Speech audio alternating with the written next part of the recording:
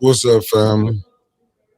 It's Billboard Mick reporting live right now. I'm waiting on. I know they got the wrong what's the name up, but y'all know I'm trying to make sure we got it all together. Let me see who done tapped in. You know, Marcia Tarpet in the building. We on that march for that 10K family. We're on that march for 10K family, and that's Marcia A. Tarpet, one half of the one third of the firm. I'm almost messing that 1/3 of the firm. Thank you for tapping in. She's a mod in the building. What's up, Concrete Jungle? Thank you for tapping in. Got the lovely Avis Hopkins in the building. What's up, Wanda Smith? Thank you for tapping in, beloved. The lovely sweetheart Shell is in the building. Javier Ellis, what it do? Hey, we are here. Felicia Martinez, the lovely Felicia Martinez. How you doing? The lovely Denise Cousins is in the building. We got the lovely Esther, aka Granny G, is in the building. Y'all can see we here, we here, we here. Lovely Sonya, thank you for tapping back in. Thank you. What's up, Nelly Nell? Nell is in the building. Hey, ain't nothing wrong with that, beloved. Spread the love and also hit that like.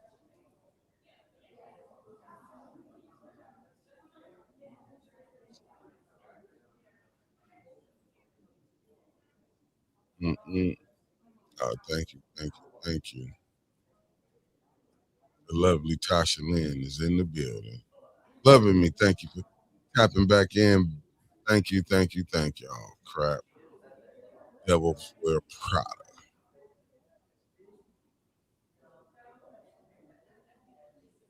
Brother around.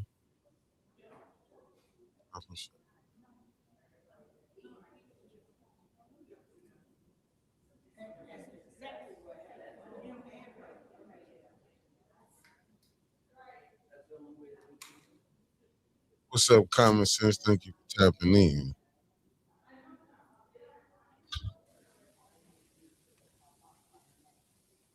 Hey, Nelly Nell, me neither.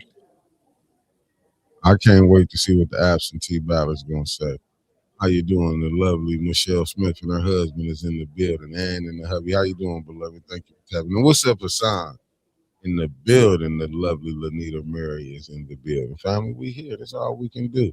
I even listen. I put it on X. I put it on Facebook. I put it there for the people can see it. Also the YouTube. Y'all hit that like button. Hype it up.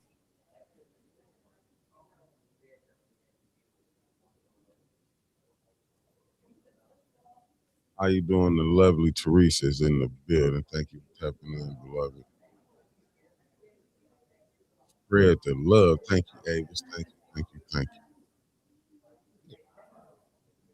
We is here.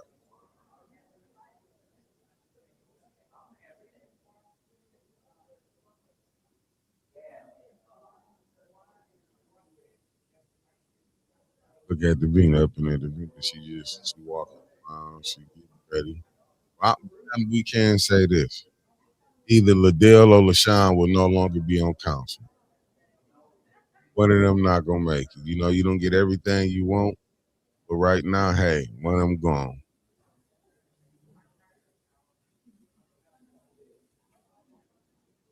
I understand that what you're saying, Nelly Nell. For sure, Denise Cousin. Thank you. Thank you. And Candace will congratulate the primary winners tonight. She might. Anything possible, brother. Politics make strange bedfellows. Let me blow it up to make sure it's that Metcalf. Oh, Metcalf came back? Hot damn.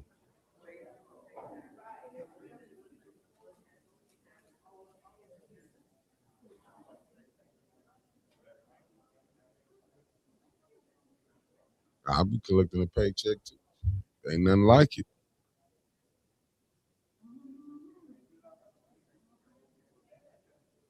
Hmm. Who Metcalf?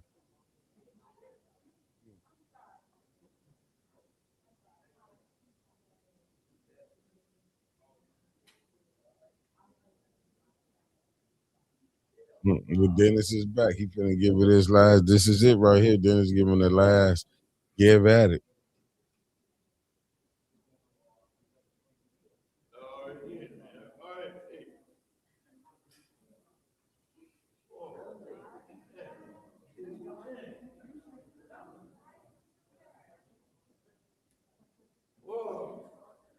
Hmm. Kept out of retirement. Good evening, new one. Thank you for tapping in, beloved. Mary Davis, thank you, LaShawn. I don't think she is. LaShawn love it. LaShawn love it. My money is the Moose is out of here in November. But look, man, LaShawn was 2 votes of 700.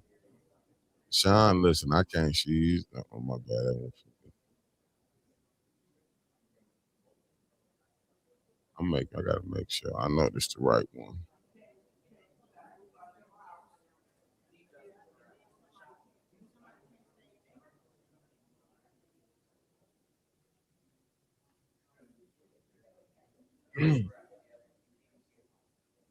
Okay, they got it up right now.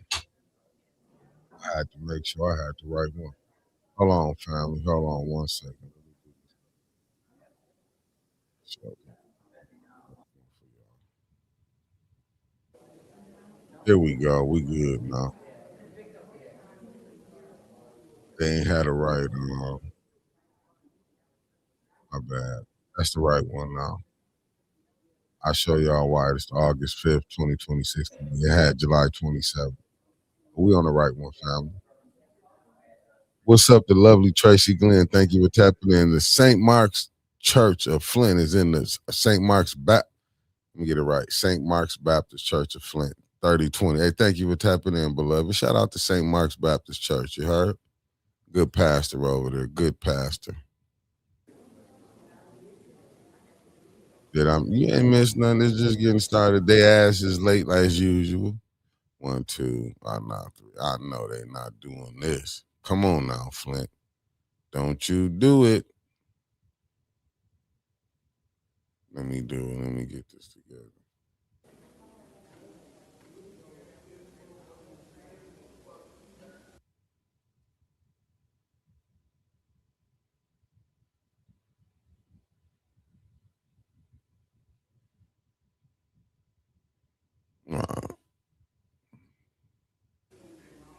What's up? The lovely Aaliyah Williams is in the building. How you doing, beloved? This young lady right here, she running as a third. She's running in the third ward. I know they gonna do better than this right here.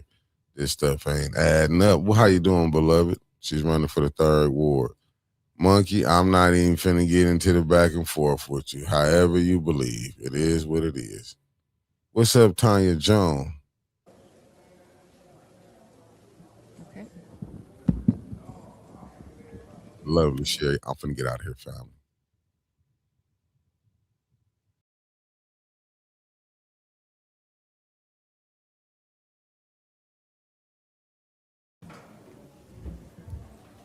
Time is 5. Warning, if they persist in disrupting the meeting, that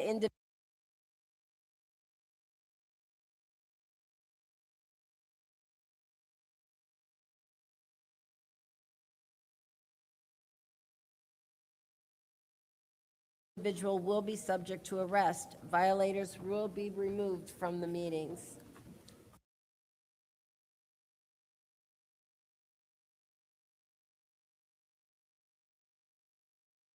Are there any requests for agenda changes? Go ahead. We have a presentation scheduled, and it also serves as an agenda item as well for a vote. And so I would ask that we move the discussion item up on the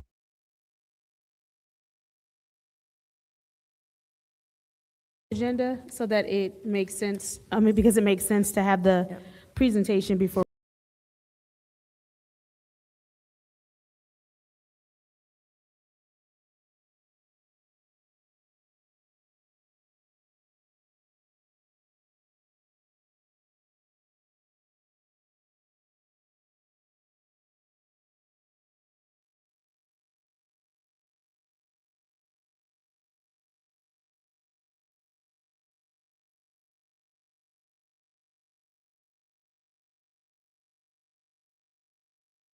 Public comment. Members of the public who wish to address the city council or its committees must register before. David Peachy, 4th.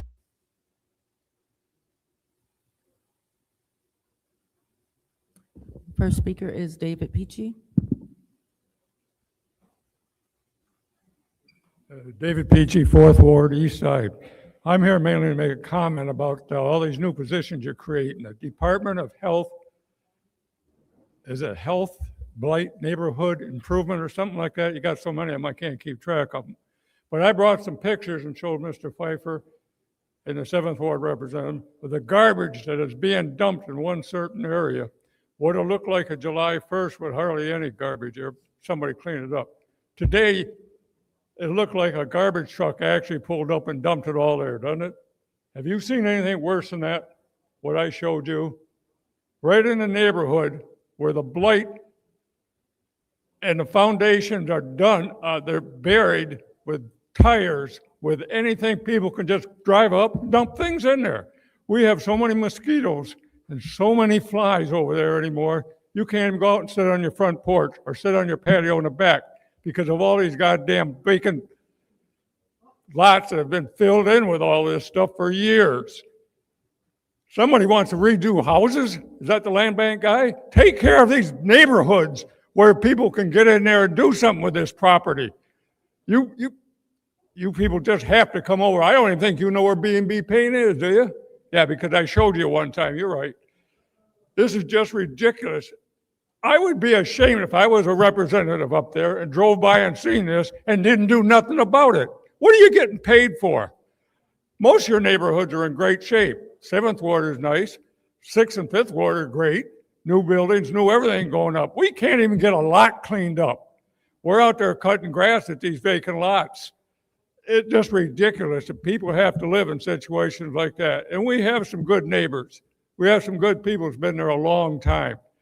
But they just can't get anything done. You don't do it. Them pictures I showed you are just a tip of the iceberg over there. And there is so much garbage there. It's unbelievable. I drove by there the other day, and the scavengers were out there going through that, seeing if they could take something out of there. That's how bad it is. You guys ought to be ashamed to let this happen to any ward. To let this happen to a resident of the city of Flint, you ought to be ashamed.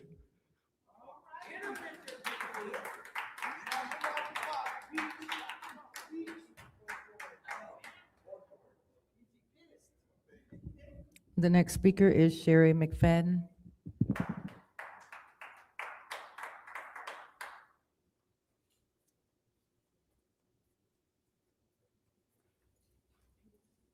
Hello, Sherry Mick810. I'm here on behalf of the Brothers and Sisters of Oak Park. We're having our annual picnic on the 15th.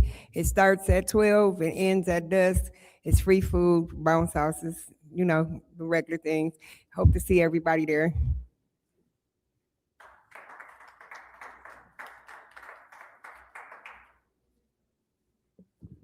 The next speaker is Sarah Houston.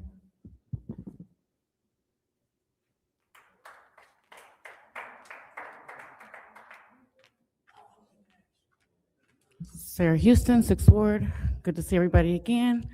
I want to thank you guys for passing for the video thing for YouTube to have access for our deaf patrons. I would ask that you could also, it's a lot. Okay, thank you. I would also ask that you make sure that they are Michigan interpreters that are providing the services and that they are following the Michigan laws that they should be following. Also, to strive to be the best and provide that in-person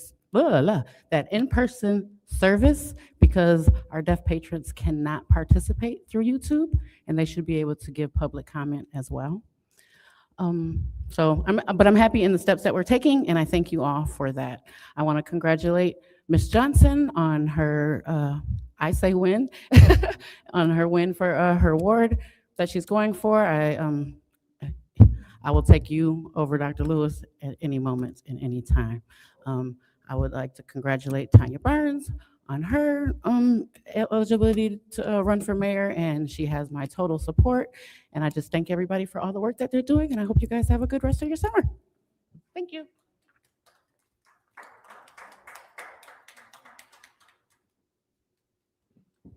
The next speaker is R.L. Mitchell. Okay. Hey, hello. I'm R.L. Mitchell. I live in the 3rd Ward, 759 East Linden Avenue. And for the record, I've come out about that 101 situation in Flint, that this new ordinance going on that if you get hurt, injured anywhere in Flint, you get $100,000. If the Biden that you tell the city clerk, Davina, within 10 days, you would get paid big time because of that M&M service that Chief Wiggins set up to getting all them millions of dollars and people's and getting the ambulance there on time and people's actually dying from getting to the hospital. And we the people appreciate that this ordinance 101 is in the form that we know that you people's gonna deal with this accident stuff by people. 19 people got killed over there in the jailhouse across the street because of the medication wasn't coming on time, and the sheriff is elected about getting it. But that 101, check it out. Just like the tree program, the funds is there to take care of you people getting injured in Flint, like dudes with 22 shooting. Same thing. Announce it to the Davina clerk. Within 10 days, you get paid big time. You get your money, whatever. Because you ain't paying for the water, we're gonna get it from the 101. So stay tuned, America. We still with this getting our money stuff in Flint, New York. R.L. Mitchell approved this message. And congratulations, third Ward, to your winning.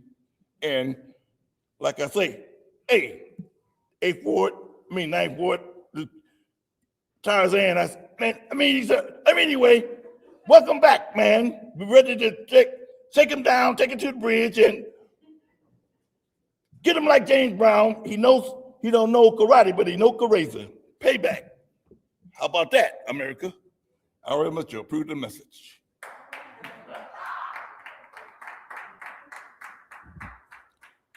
The next speaker is Rich Jones.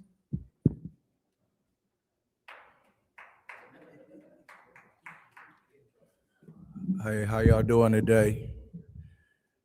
As I said the last time I was up here, I was on a mission to mobilize the city of Flint to stand up and fight for 3,000 jobs on that Buick City work site. And I heard some horrible stories out about how some of our citizens are living.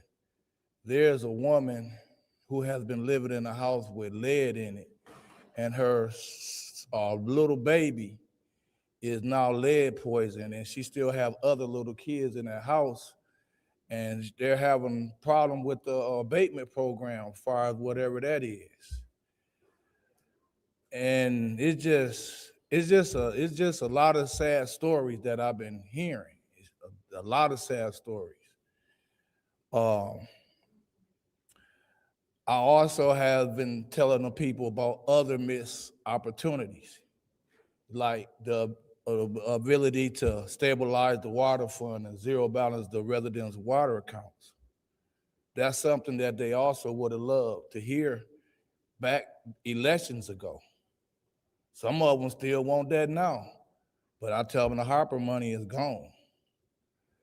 And for people coming back in the future, y'all got to remember this. It was a lot of annual stuff, like the summer program for the kids that have always been funded for years that we had to spend some of our Harper money on. That money got to be replaced next year when it come around. So y'all got a lot of work to do. And the residents, the voting and everything, the turn off and all that, is because y'all don't serve the people. Y'all talk and tell the people stuff instead of listen and try to help and serve the people. And they're tired of broken promises too. So you may get away with it this election, but next election, they're gonna remember. All I'm asking is y'all start thinking about the residents. Thank you.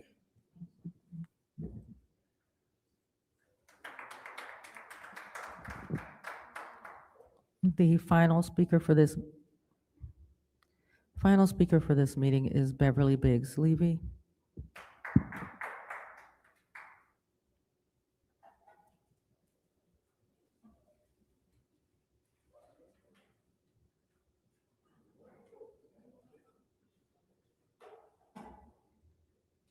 Hi, Beverly Biggs Levy, running for the Third Ward City Council seat.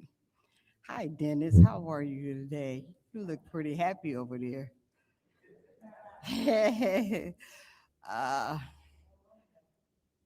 Leon, I told you you was gonna get busted. You big dummy. I told you you didn't live in the ward. You big dummy. You can't do nothing but laugh now, right? Because it's funny as hell. You finally got caught up. It's so funny, but I wonder if you're gonna get put on the ballot. Shake your head, uh-huh. Let me see. Let me see, you can't hold your head up because it's funny as heck. It's so funny, I don't know what to do. It couldn't have happened to a better mother, I told y'all he didn't live in the ward. I told y'all he didn't live in the city because he got so many houses. He think he could get away with it. Mayor Neely made you look like a big dummy. I hate to say it. I hate to say it. It's funny, it's funny, it's funny. When I got that phone call and my TV wasn't working that particular day to get the news, I say, oh my God, this funny. You the biggest dummy. I ain't had no tape to play Fred Sanford. You big dummy. It's really sad. And everybody else, I'm gonna miss 1, 2, and 3. The rest of y'all, At the end of the year, I'm gonna miss y'all. But I'm running for that third ward seat. Get ready. Write in, candidate. I'm running for it. For Leon.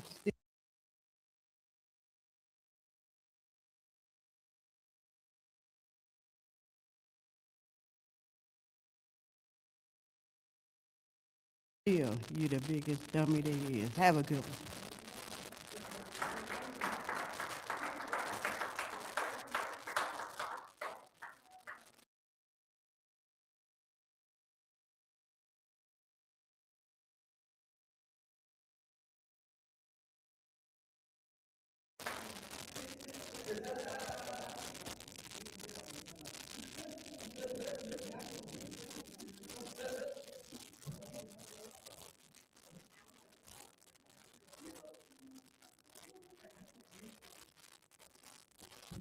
Yes, that was the final speaker.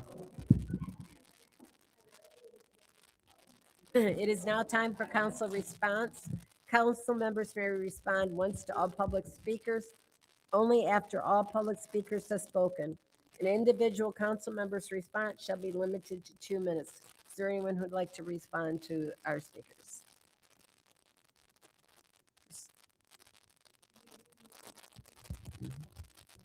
Go ahead.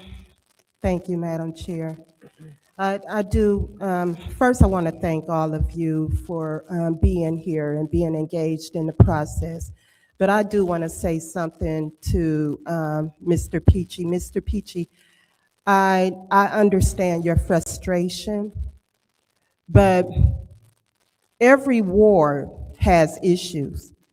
And the fifth ward, I can only talk about the fifth ward. I've driven all the other wards too. But in the fifth ward, we have issues as far as overgrown lots. And these lots are land bank lots for the most part. But the issue is, as a council member, I can only put in a complaint to land bank. I can't make land bank come out and do their jobs. So it's hard. And I'm frustrated. I'm frustrated with the process.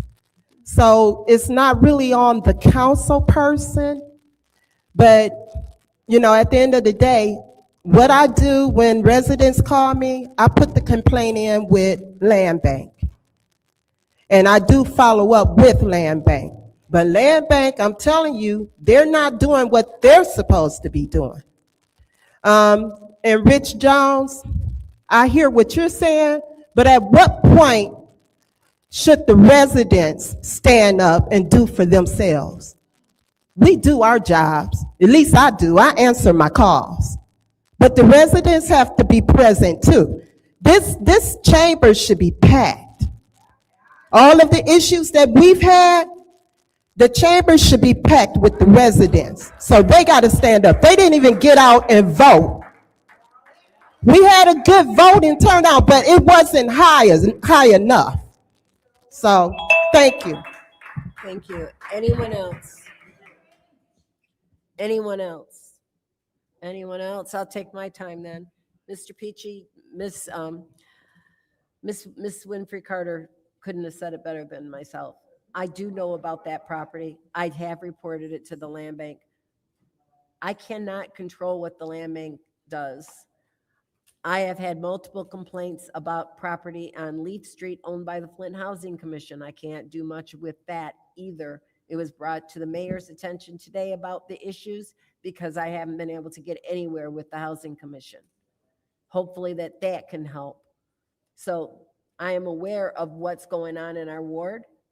I don't drive every street every day. I drive I drive it probably every street probably 3 times a year. But there are streets that I know are problems, and I drive up and down those probably once every other week. So I know what's going on. I have followed our NSL officer and seen them pass things that I think should be addressed. And I reported that to the mayor this morning as well. So we are just the council. We are the legislative body. We are not the administration. We can't control the administration. We can't control the land bank. We can't control the housing commission. All we can do is beg. Thank you. It is now time for the consent agenda. Oh, excuse me. Nope. It's now time for our presentation from Soberhood. It's let me go to the page and it's a 15-minute discussion as requested by President Mick810 in order to allow for a presentation about soberhood. Ms. Mick810, would you like to? Thank you, Madam Chair. We had someone come before us last committee meeting talking about some of the wonderful work that they've been doing here in the city, and they are requesting some of the opioid dollars. And so we wanted to make sure, because none of us up here are immediately familiar with the organization, that before we voted on it, we gave the organization an opportunity to do a presentation explaining some of the work they've done in the past and some of the work that they hope to do should they be awarded opioid dollars. Please introduce yourself. Tell us a little bit about your organization.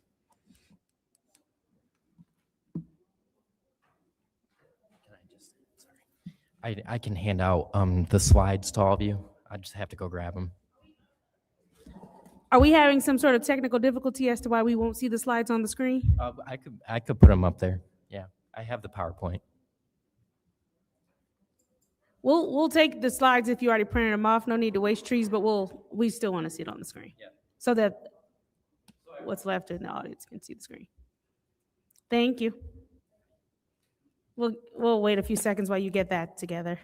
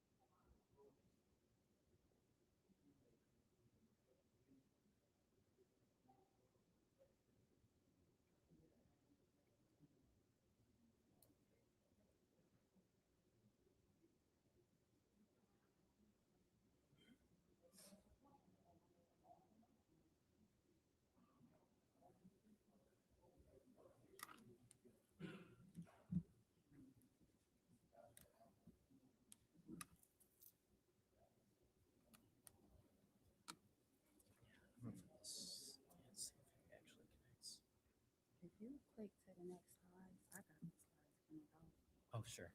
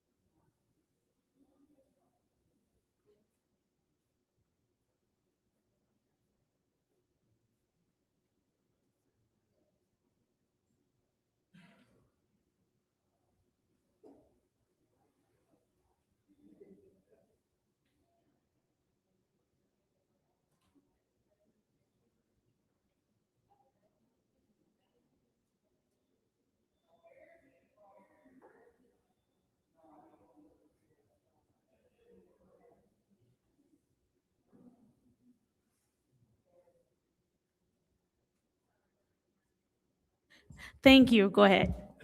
So my name is Jocelyn Millender.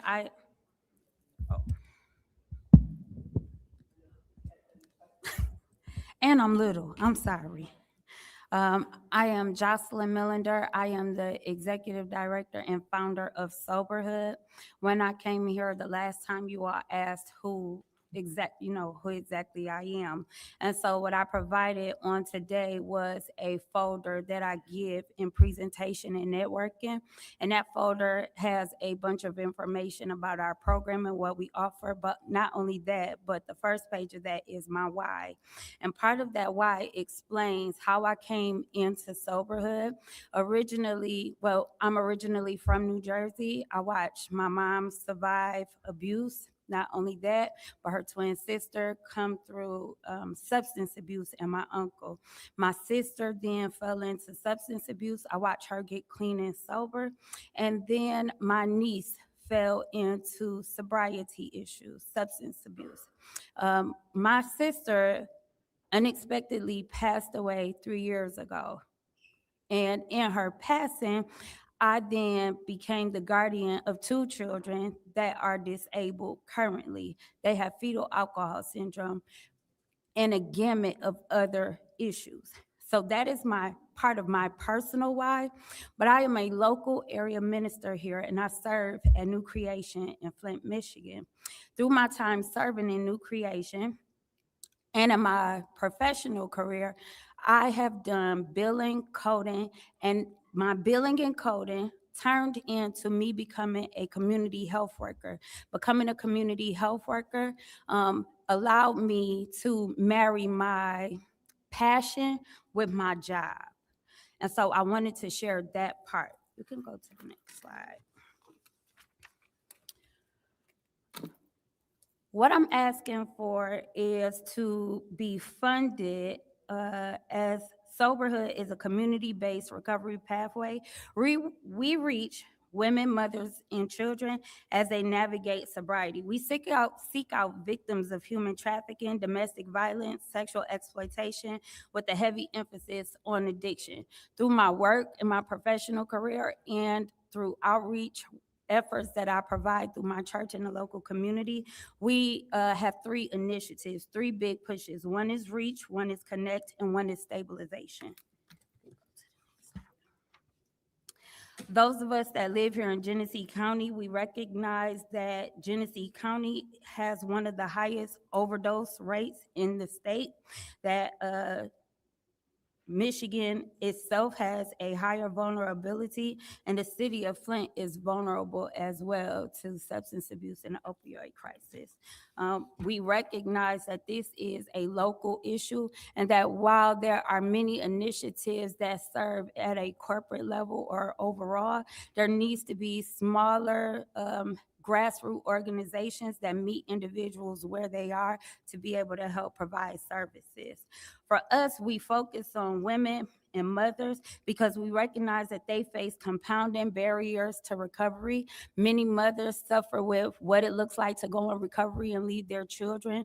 What does that safety look like? We also recognize trauma.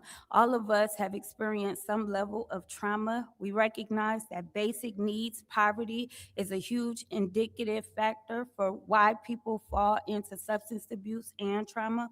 Motherhood.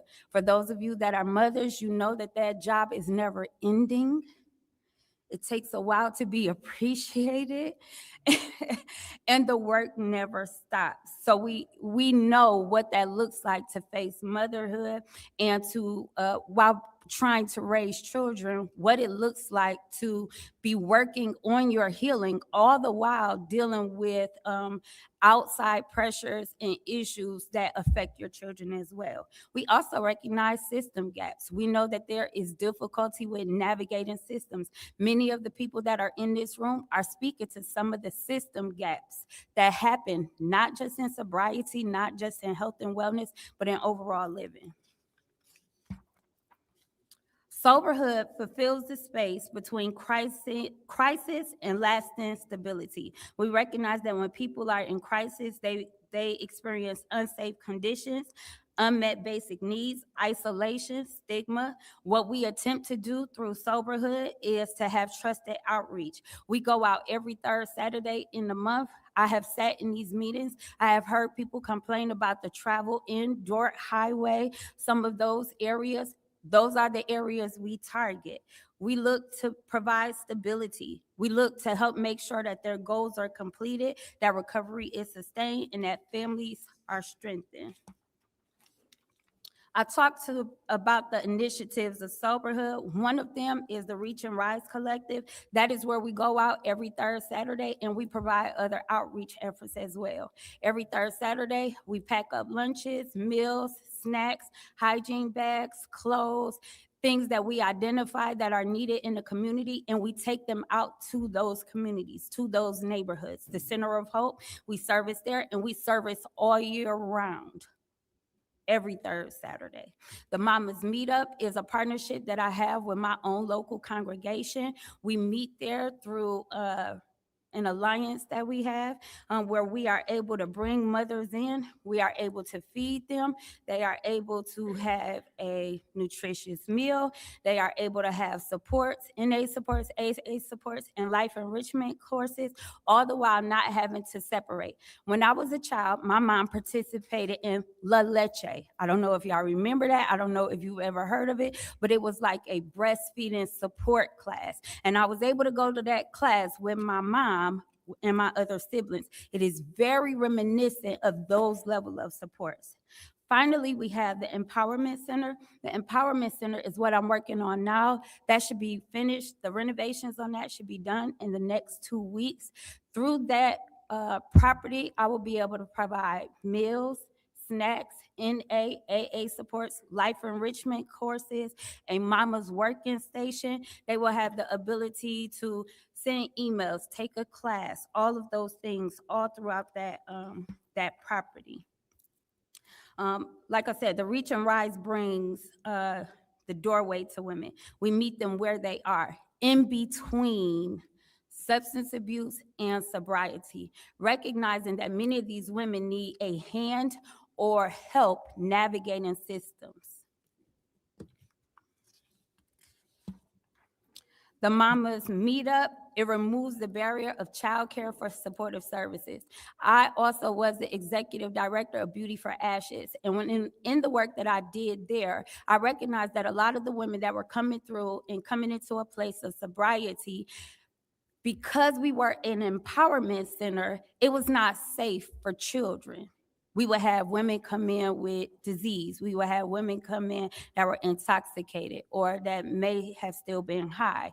That was not a safe environment for children. But I recognized that the women that we were servicing, they were so impacted by the community that we had provided for them that they still wanted to maintain community. They were on the other side of recovery. They were building new lives, starting to work, starting to have other children, but nobody really understood what it looked like to be a victim of human trafficking and walk that walk. They came with stigma. They came with past baggage. They came with identity crisis. And so Soberhood was birthed out of finding a place, a safe place to be able to serve, carry, and help nurture these moms. The Sober House turns connection into practical stability, recognizing that when basic needs, recovery, the working station, life enrichment, when you have this mix, this rich mix of services and people that are invested in watching you not just survive, but thrive and live and be empowered to dream again, you have a recipe for success. Our journey that we walk with the women is designed for warm handoffs. We walk hand in hand with the women we serve. We have amazing partnerships. We make sure that what we offer is accessible. We are not trying to create another barrier for the women. We look to connect with them and to make sure that stabilization for them is based off of what they need at the time, not based off of what we feel is best. This proposal directly aligns with the opioid remediation funding. We are looking to help pregnant and parenting women. We are looking to help people in treatment and recovery. We have connections to care. We are trauma informed. We are a faith-based nonprofit. We work with area organizations as well as local churches. And we are working to be able to collect data that proves and supports that this work is needed and necessary in Genesee County. The funding will help to work towards prevention, recovery, treatment connection, and harm reduction. As I stated before, success is not measured at a one-stop goal or one pathway. Success for victims of human trafficking, domestic violence, sexual exploitation, and addiction looks very different. For a woman who has gone through human trafficking, one step of her success may look like being able to finally have proper identification. It may look like being able to finally being able to have proper housing. For one woman, it may look like being able to be in a stable home with her children for 6 months. It may look like being able to have healthy connections in relationships, people that understand where she has been and where she's looking to go. All the while understanding her triggers, some of the things that have been barriers to her, and what it may take for her to actually move into a realm of healing. Because of my work as a biller and coder, I recognize the need for data. Not only that, but because I was a community health worker, I recognize the need and for that, not just successful data, but being able to recognize social determinants of health, which is what a lot of our backgrounding paperwork and being able to identify our girls works towards. It works towards being able to identify the barriers that keep them from living successful lives. Our target goal is to be able to engage 5 women in 1 week. We will be open Monday through Friday, 9 to 5. We are looking to support 2 or more children every week. All of our participants will have a needs assessment that they take when they come into the facility. But not only that, but we use that needs assessment to track not only the goals, but the care that they receive and who they've been handed off to. We're not looking to reinvent the wheel. We're looking to expand partnerships and our reach. Part of our NA and AA supports will be taken on by the Recovery Alliance Project. They have peer coaching, support groups, and training, and have the ability to train us. The Pregnancy Center, they have the supports that we need and making sure that the moms that we service that are pregnant, that they receive the help that they need. We are working with local area doctors as well to make sure that we have a pipeline for the women that we serve that may have experienced medical trauma at the hands of their abusers.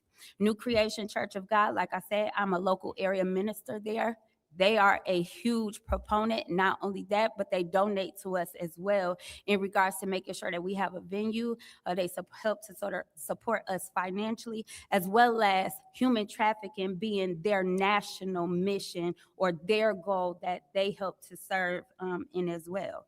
I also sit on the Flint Housing Commission, being able to recognize that a lot of the women that we serve, they have programs that help to identify services for the women that they serve, and we are one of those service providers. Community resource partners, we just need more help. We need more hands, and we're working to do that. We work with the GCPC. Soberhood is a stakeholder for consumers energy. So I have the ability to help people with their consumer bills, as well as some of the other things that they have going on. We partner with the Greater Flint Health Coalition. I am a RX Kids community partner. I work with Catholic Charities and their prevention specialists, the COC, and I'm a referring agency for the YWCA. Being able to have appropriate funding, it ensures that our program is delivered appropriately with dignity. It makes sure that we have area experts to support the women that we serve. It helps to support data and accountability. Not only that, but our operations. We are looking to launch by September 1st in the Sober House. We are looking to build rhythm as we will finally have a space where we could bring the women in for ourselves. We are looking to I'm learn gonna more. pause you really quickly. About Sorry. how much more time do you think you would need to? No, I'm done. This is the last slide, so perfect. Add about another 15 minutes to allow for questions. Oh, well, I'm done then. Support, or, well, so moved, and then I just need support. There we go. Okay. That works. Without objection, we'll add another 15 minutes so that we can have time to ask questions. Sure. Go ahead and continue. No, that last slide, the last two slides just speak to what we are looking to create, what we've been able to do. And by completing the sober house, we'll have the ability to expand our reach. So thank you. Are there anybody who would like the floor to ask some questions? Go ahead, Madam Ms. Go ahead, Councilman in the 9th Ward. Thank you. Good evening. Good Thank evening. you for presenting. So my first question, and maybe it's because as you just shared, the property is still under renovation. It will be done in It'd be 2 done in weeks. 2 weeks. Yes, sir. Now, I have worked with the likes of women's shelters in that, especially where, abuse may have been a part of the history of those women. Yes, sir. Is in part the reason why I don't see any addresses on anything Yes. is because you Yes, need to sir. keep, okay, so Yes. we won't see a dormer on the outside of Sober House No, to you will say not. this is where we are. No, you will not. Okay, I just wanted to make sure that I was Yes, understanding sir. or knowing that to be so. That is especially because we target victims of human trafficking and sexual exploitation, knowing that a lot of our interaction or the interruption of their lives by our introduction could put them in harm's way in that way. Okay. How many are, I know you're with Sober House. How many do you have in the staff? Is there a staff outside Yes, of I yourself? currently have 5 people that work on staff with me right now. My assistant director is here with me now. I also have an intern and I have 2 other volunteers. So there are a total of 5 others? No, 5 of us together. 5 altogether? Yes, sir. And is there salary for all 5 or? No, there's salary for 2. My intern is through U of M Flint. That was through grant writing. Good. And then the 2 volunteers. Good. Okay. So this in part is support, funding support, and For then programming. this is for programming only. Yes, programming. Does programming include salary or no? Not that portion. I have written grants and been awarded additional funds that is covering the salary right now. Okay, good.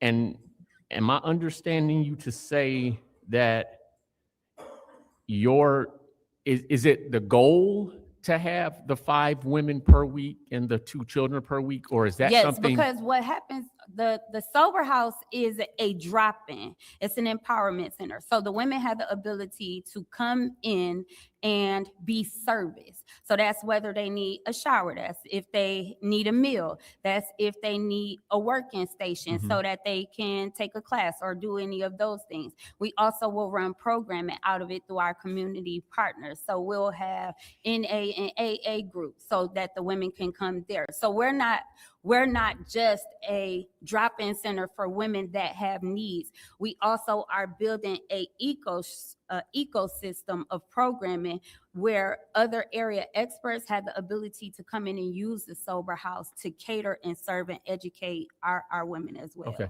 so, and I'll end here because I want to try to understand.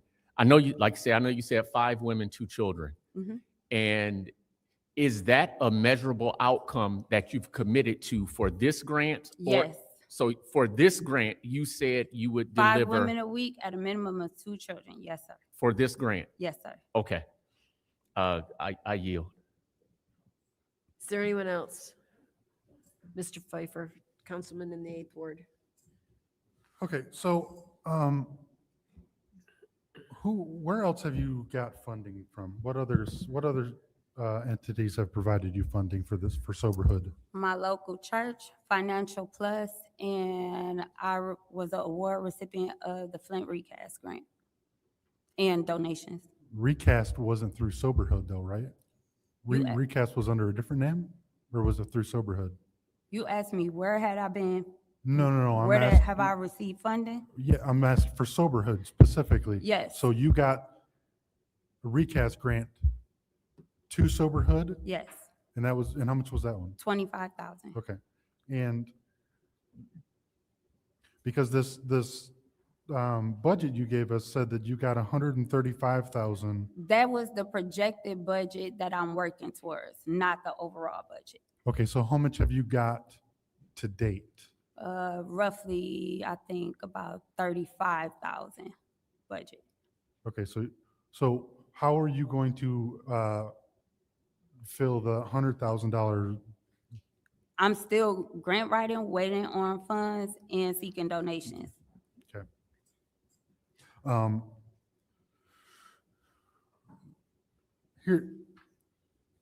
Here's where I'm at, and I don't know that I've changed much. Looking at all your packets, this is great information, and I think that it's a lot.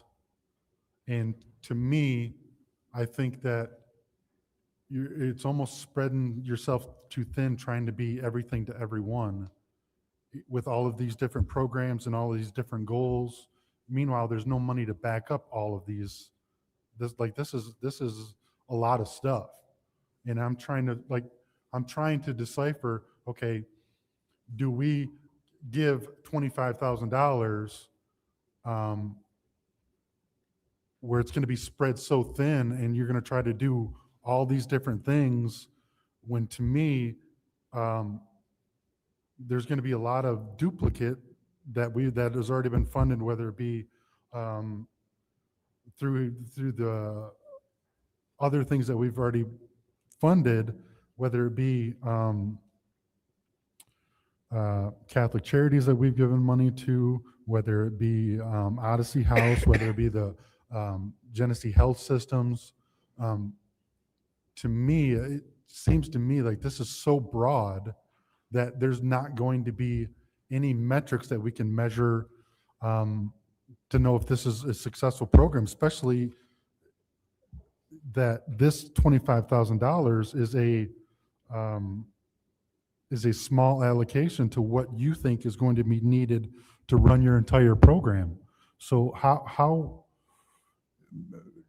explain it to me on how, if we give this money, how are we going to ensure that, because you've laid it all out, that these are the things that you want to do, but you're not going to be able to do that without money. So are we tell me how this money isn't just going to go away, be given and be nickeled and dimed, and no actual progress is made because you can't get any additional funding. Does that make sense? It does make sense. My partnership with the Reliance project, they provide all of our NAAA supports for us free of charge.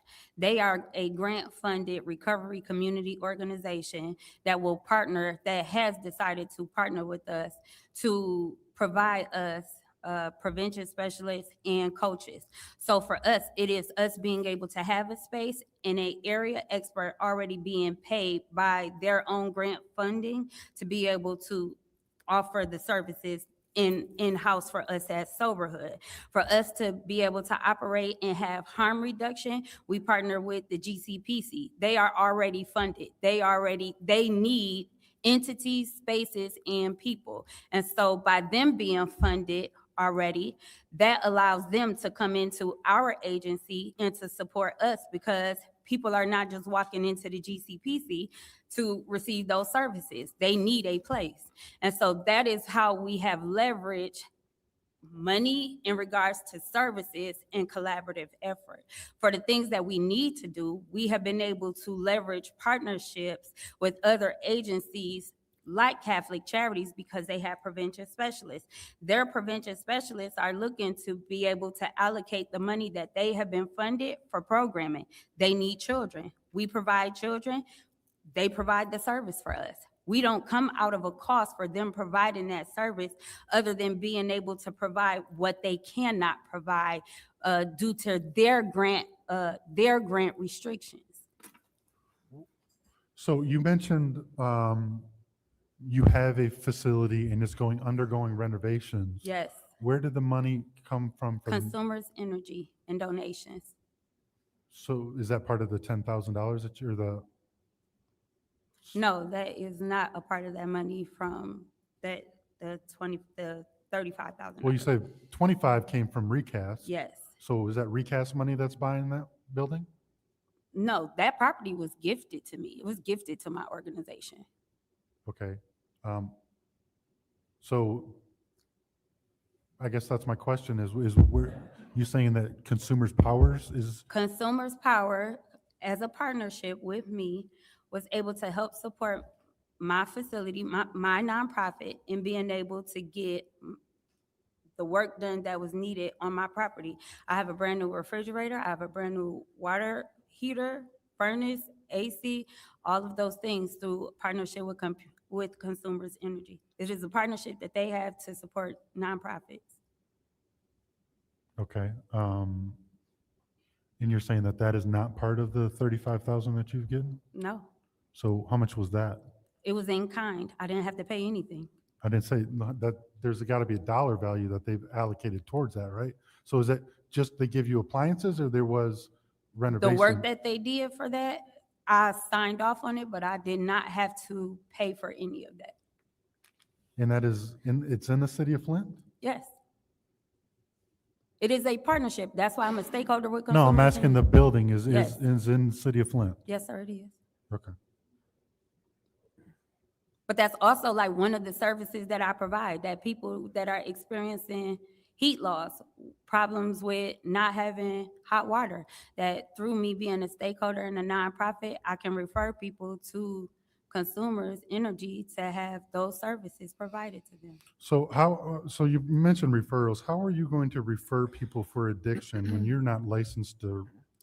You don't have to be licensed So I to can call. refer somebody? And Yes, you, as a nonprofit, you actually can. I did it all so throughout. nonprofit doesn't give you the ability to, As an organization, I have the ability, I did it as an executive director and as a community health worker, to call residential and other substance abuse providers and to say that I have a person who is in need of services. Can they support them? And they do.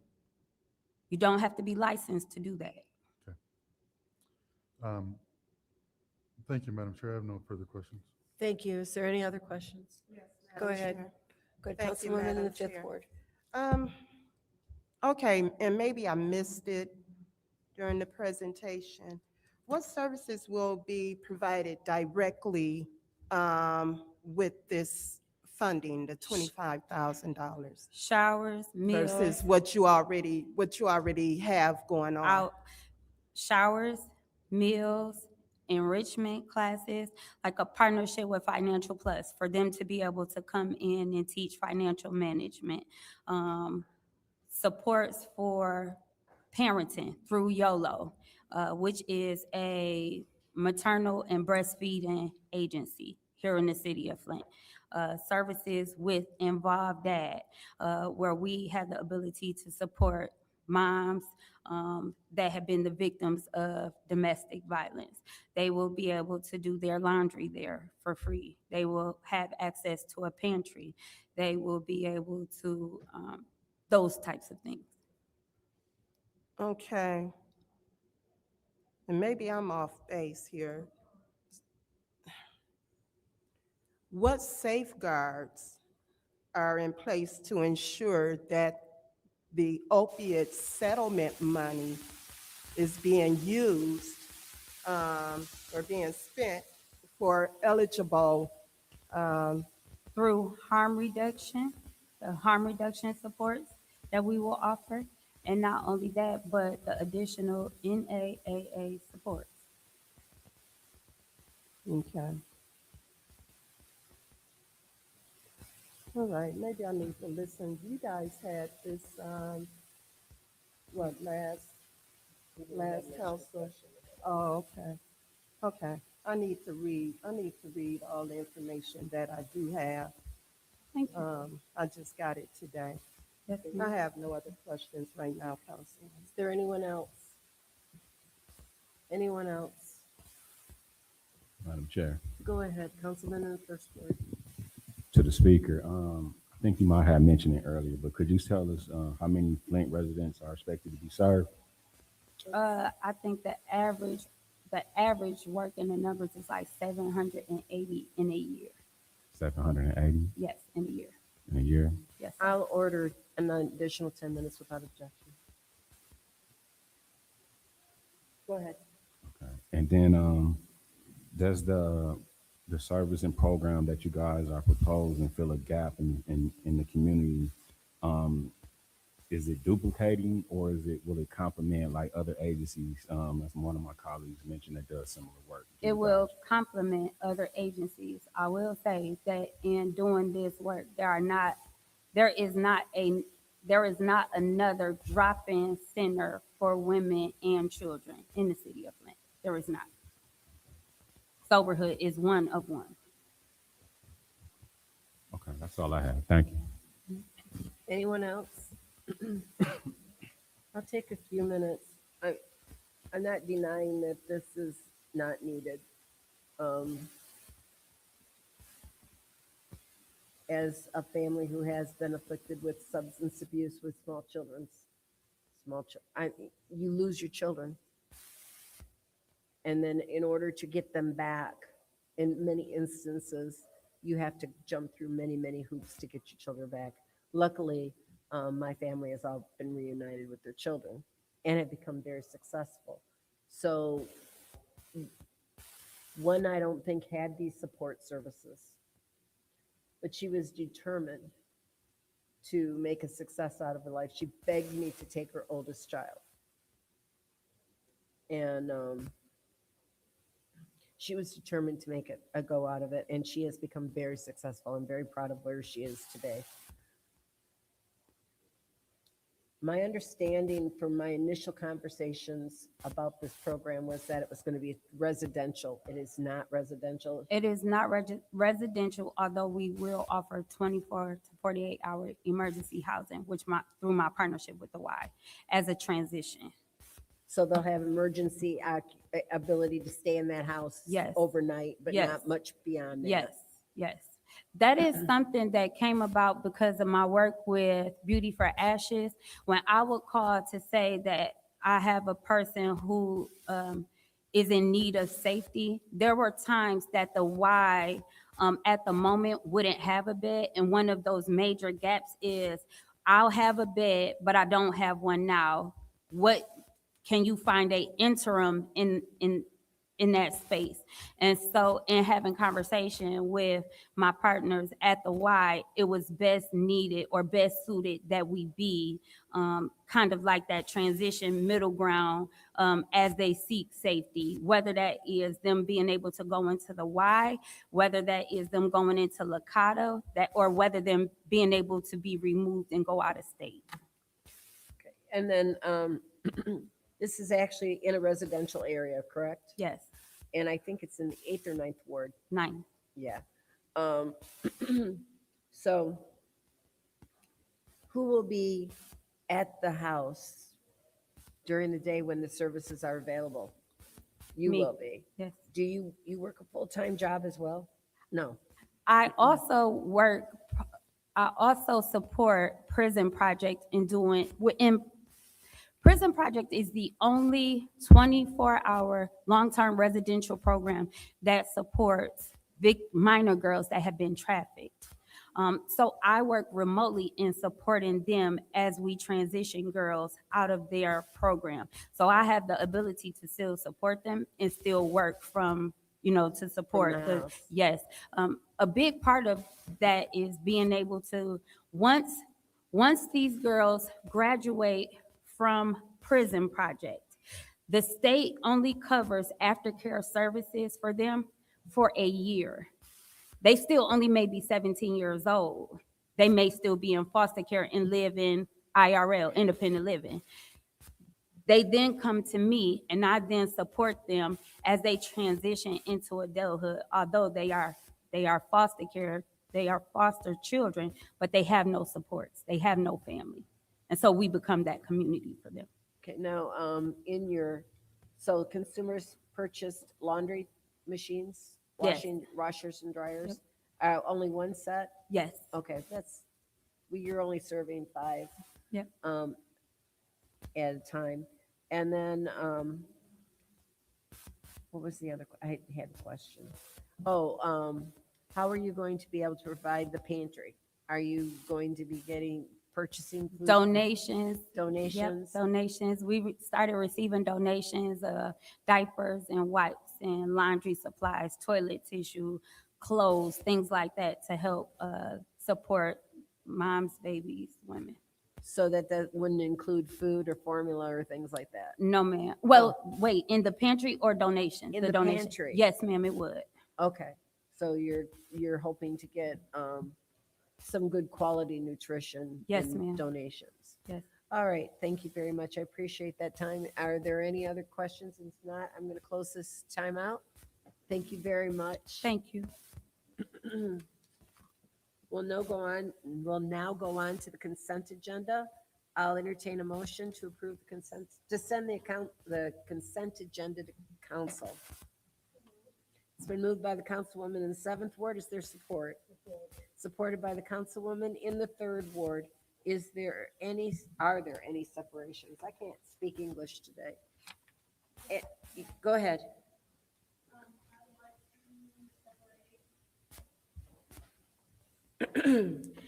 I would like to separate 260261. Okay. Is that it for you? Any other separations? 260261, the first one.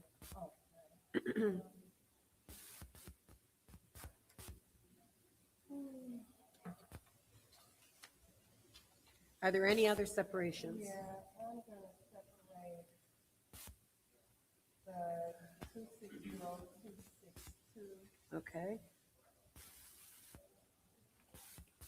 Also,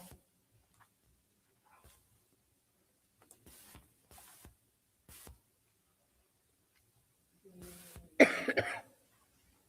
260269. Okay. Are there any other separations? 269 and 262. Are there any other separations? Seeing none, the consent agenda will include the following resolutions. 260263, grant acceptance, State of Michigan funding for debt book financial management software.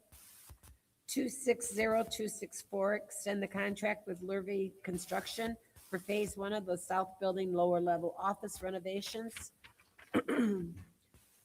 260265, change order number 9, BS&A software. 260266, approve a 1-year extension with Mick810 Electrical, Lighting, Square D, Allen Bradley Supplies and Repair Parts for DPW. 260267, contract Wade Trim, Engineering Design Services for Sharp Manor Water Main Replacement Project. 260268, contract with Complete Auto and Truck Parts Incorporated, DBA Complete Towing Service, Police Department Towing and Storage Services for fiscal year 27 and fiscal year 28, with an option to extend 3rd year. Roll call, Madam Clerk.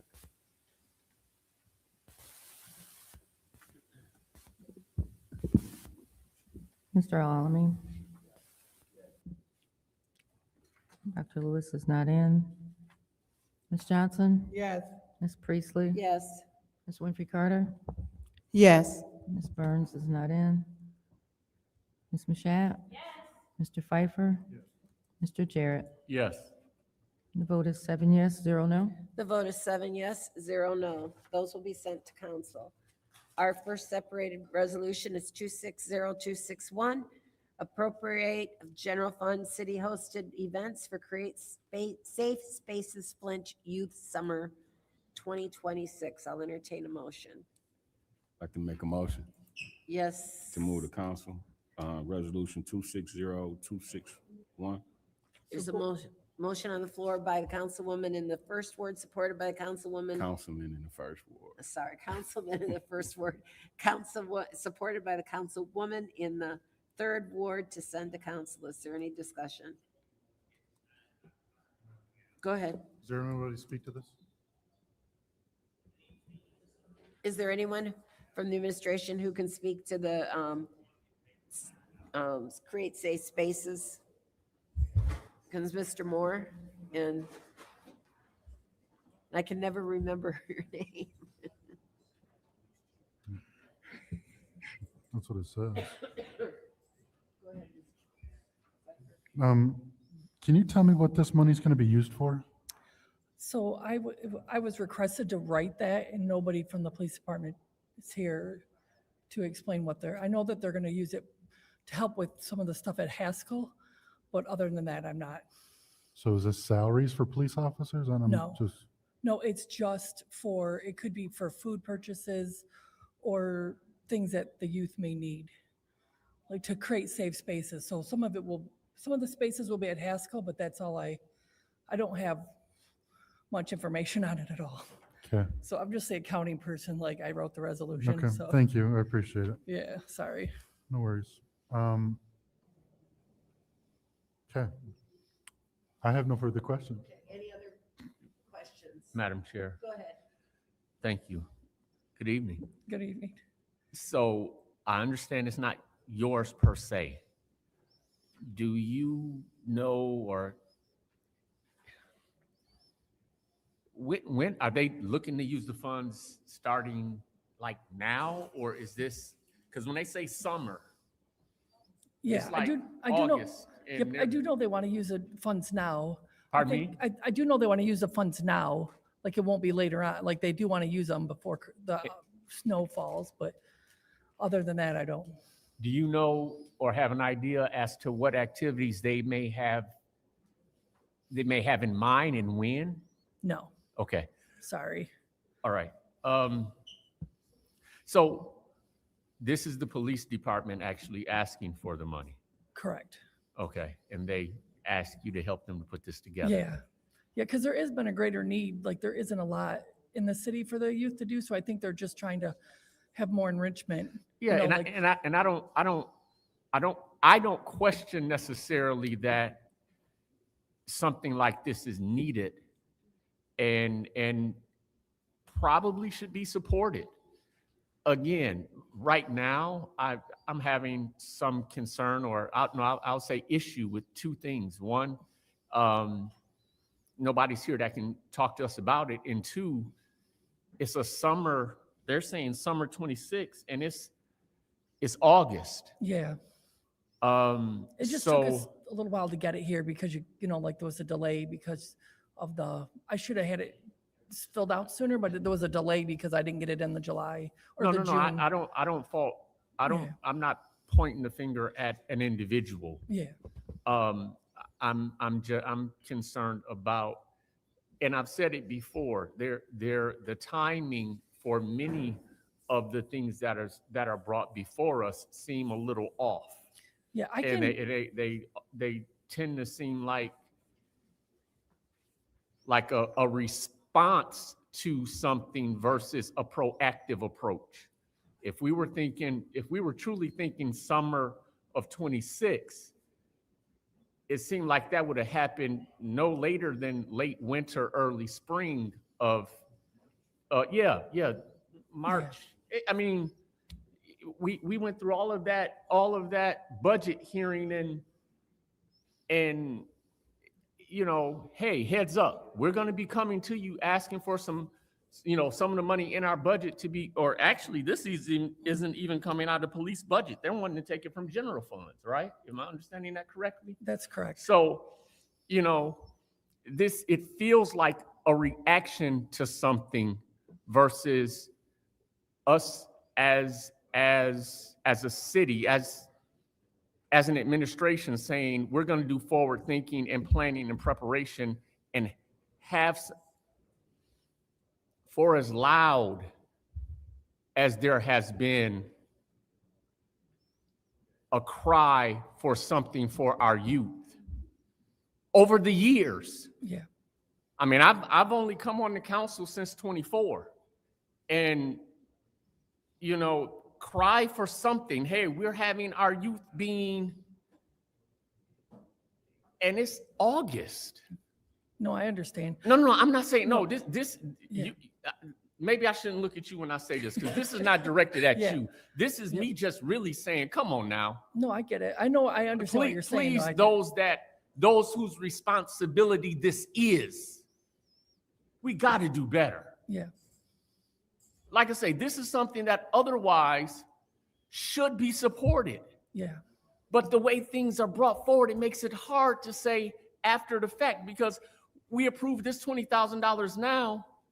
What real programs can you get up before they go back to school? Yeah.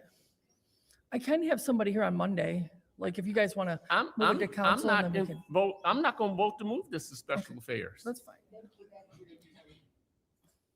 Madam Chair. Go ahead. And I don't know if any other colleagues want to speak on this, but I would like to make a motion to leave this resolution here in finance. Oh, you did?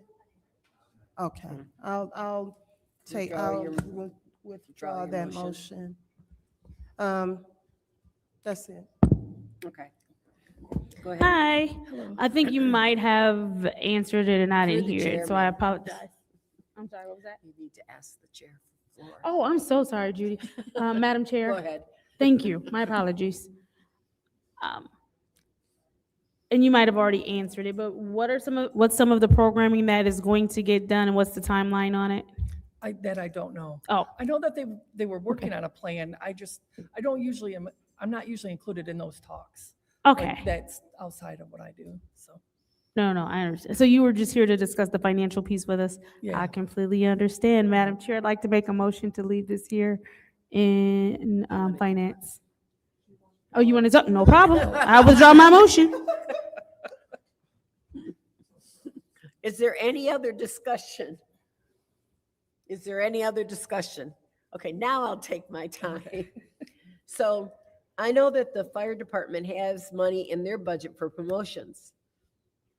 Police did not. If they knew this was coming, they should have added it to their budget, asked for a revision to their budget, something.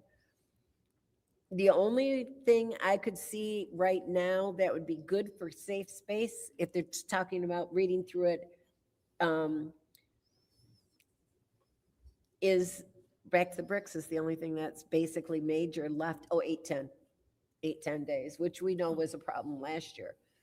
So I think that lack of planning on their part does not constitute an emergency on our part. Okay. So I will make the motion to, oh, go ahead. All right. All right. All right, second round. I know, right? Go ahead, Mr. Pfeiffer. I guess I'm confused because the mayor has a $75,000, like he can just spend money so why is this before us? Because they would like the money to come from the general fund. Like, because they did not budget for this back in December or November when we worked on the budget, this didn't come up. So, yeah, I would love to have somebody here to know exactly how this dollars are going to be spent, because I have an issue with promotion and dollars being spent for promotion, especially when I think yesterday we got a postcard in the mail from the mayor's office on stationery from the mayor that says, "Thank you for your support," during a campaign season. I didn't get that. Yeah, didn't well, get that. so I think it was addressed to my wife because I don't think they would have sent it to me. You got one? Yeah, so you got one too. So like I got a hard time approving dollars for promotion when the mayor's office has money to spend sending postcards or letters out saying thank you for your support on company letter or on city letterhead. So that's my issue with this. I want to know exactly how they plan to promote and how these dollars are being spent. I'll let them know. Tell them they gotta get a Thank plan. you. With that being said, I'll make a motion. I win to leave this in finance. The council, motion to leave 260261 in finance made by Councilman in the 8th Ward, supported by the Councilwoman in the 7th Ward. Roll call, Madam Clerk.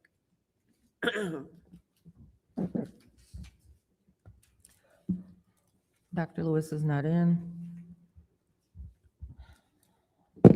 Ms. Johnson? Yes. Ms. Priestley? Yes. Ms. Winfrey Carter? Yes. Ms. Burns is not in. Ms. Mashat? Yes. Mr. Pfeiffer? Yes. Mr. Jarrett? Yes. Mr. Alamin? The vote is 7 yes, 0 no. The vote is 7 yes, 0 no. That would be on our next finance agenda. Let me put this note in here. Okay. Our next separation is 260262, approve of subrecipient agreement with Soberhood's opioid remediation services. I'll entertain a motion. Madam Chair, Go ahead. make a motion to send this to council. So motion by the councilwoman on the 7th ward to send 260262 to council. Is there support? Support. Supported by the councilwoman in the 3rd ward. Is there any discussion? Madam Yes. Chair. Oh, Yeah, Mr. yes, Pfeiffer. yes, Madam Chair. I'll just be a quick Okay, minute. go ahead, Ms. Um, Carter. I separated this because I will not support this to move on to council at this point. So that's why I separated it. I need to read on this and, just do my research. So I'll yield the floor to back to you, Madam Chair. Thank you. Mr. Pfeiffer? thank you, Madam Chair. Yeah, I won't be supporting this either. I think the city should not be in the business of funding startup nonprofits. I think if this was a match program or an established nonprofit that had data to back up programs, I would look at it differently. But to me, this is a startup nonprofit, and these are once in a lifetime dollars, and I don't think that we should be funding startup nonprofits. I think there's a lot of other services that we've provided or that we've funded, or some of our partner agencies, whether it be Genesee County Health or any other ones that we've donated or we've funded through opioid dollars, can pick up some of these services. But at this time, I will not be supporting it. Thank you. Any other discussion in the first round? Madam Chair. Go ahead. Through you to someone at the administration that can speak to this? Is there anyone from the administration who can speak to this? Christian?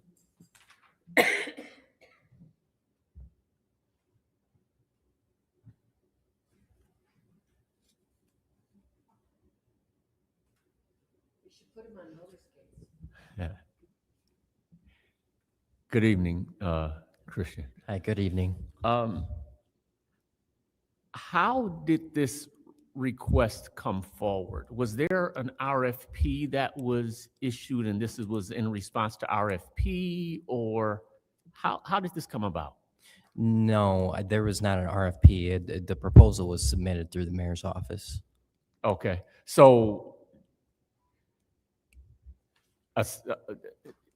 I'm going to say it like this, and I don't mean it to be this blunt necessarily, but somewhat of an unsolicited request. We weren't requesting proposals. It was just brought forward, hey, I have a program that I believe would serve the community well, and I'm requesting sponsorship or grant dollars. I wouldn't disagree with that categorization. Okay. What is meant by subrecipient in this title? That's just terminology. I mean, the city would be the recipient of the opioid funds, and this organization is a sub-recipient of the funds. And Okay. so therefore the funds are restricted in the same way that the city is restricted. Okay, so not necessarily that they're working through another agency, because I No. saw sober house written into the one of the lines on here, and it's not that they're necessarily, the funds are flowing through sober house, but their services are in collaboration with sober house. Correct. All right. Yes. Okay, that's sort of the clarity that I wanted. I don't have anything further. Thank you. I yield. Thank you. Anyone else? Oh, Councilwoman in 7th Ward. Thank you, Madam Chair.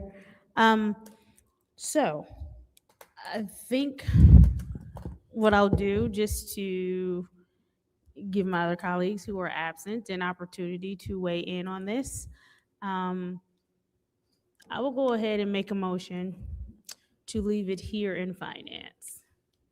There's a motion on the floor to leave 260262 in finance. Is there support? Support. Supported by the councilwoman in the 3rd Ward.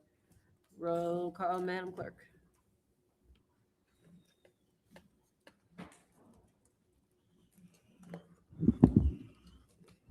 Ms. Johnson? Yes. Ms. Priestley? Yes. Ms. Winfrey Carter? Yes. Ms. Burns is absent. Ms. Mashat? Yes. Mr. Pfeiffer? No. Mr. Jarrett? Yes. Mr. Alamin is not in. Dr. Lewis is absent. The vote is 5 yes, 1 no. The vote is 5 yes, 1 no. That will stay in finance. And it'll be on the agenda in 2 weeks. Our last separation is 260269 to approve the 2026 to 2031 consolidated plan, 2026 to 27 annual actual action plan, U.S. Department of Housing and Urban Development, Community Development Block Grant, Home Investment Partnerships, and Emergency Solutions Grants. I'll entertain a motion. Go ahead. I make a motion that we send resolution 260269 to council. There's a motion made by the councilwoman in the 7th Ward to send 260269 to council. Is there support? Supported by the councilman in the 1st Ward. Is there any discussion? Madam Chair. Go ahead. I separated this through you, Madam Chair, to anyone that can speak on this resolution. Here comes Rod. Hello, Mr. Rod. How are you? Hello, everybody. Okay, now this was on our agenda before and it's back. What has been revised? What is, did we get the information that we needed for this? This is brand new. Okay, well, tell us about it. This is for the new 5 years, for the annual action plan for Okay. 26 and 27, and for the 5 years that applies to 26 through 31. So this is for you to go ahead and send out the information to the different organizations, and then they, Yes, they put in the applications Yeah. in February. this is what it's what Citywide Advisory Council, as well as a committee that review all the applicants. Okay, And all that's contained in your information. okay. Because we don't have anything set yet. You guys didn't review or anything like that. Yes, it's been reviewed by the staff as well as Citywide Advisory Committee members that showed the administration, and now it's before you. How come we don't have anything on this in our packet?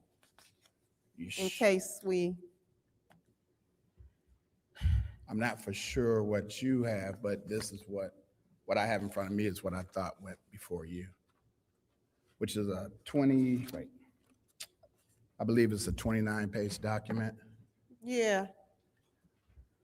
Did it get emailed to us? I gotta go back in and look.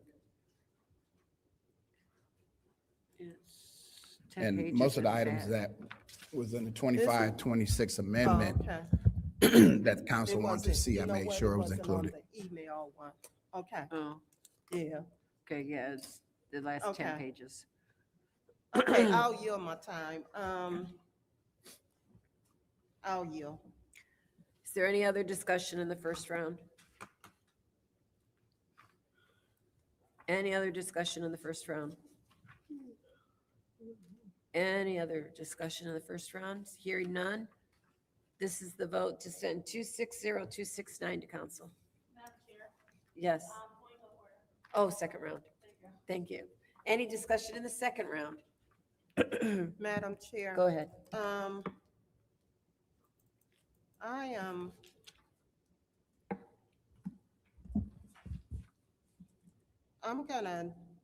I'm not gonna be able to support it moving to council, but I'm sure it's gonna move to council. I'm just not gonna be able to. I need to read over this and make sure, and I probably read over it before, but we've been on vacation and then I was out, so I need to do my homework. Okay.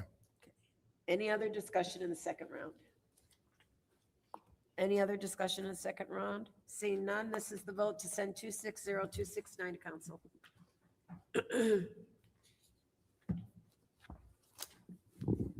Ms. Priestley? Yes. Ms. Winfrey Carter? No. Ms. Burns is absent. Ms. Mashat? Yes. Mr. Pfeiffer? Mr. Jarrett? Yes. Mr. Alamin? Dr. Lewis is absent. Ms. Johnson? Yes. The vote is 6 yes, 1 no. The vote is 6 yes, 1 no. That will go to council. Excuse me. I'll entertain a motion to adjourn. Moved by the councilwoman in the 7th ward. Is there support? Supported by the councilman in the 1st ward. Roll call, Madam Clerk. Ms. Winfrey Carter? Yes. Ms. Burns is absent. Ms. Mashat? Yes. Mr. Pfeiffer? Mr. Jarrett? Yes. Mr. Alamin? Dr. Lewis is absent. Ms. Johnson? Yes. Ms. Priestley? Yes.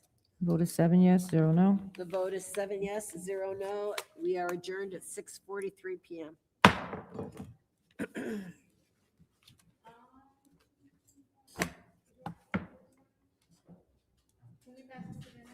Absolutely.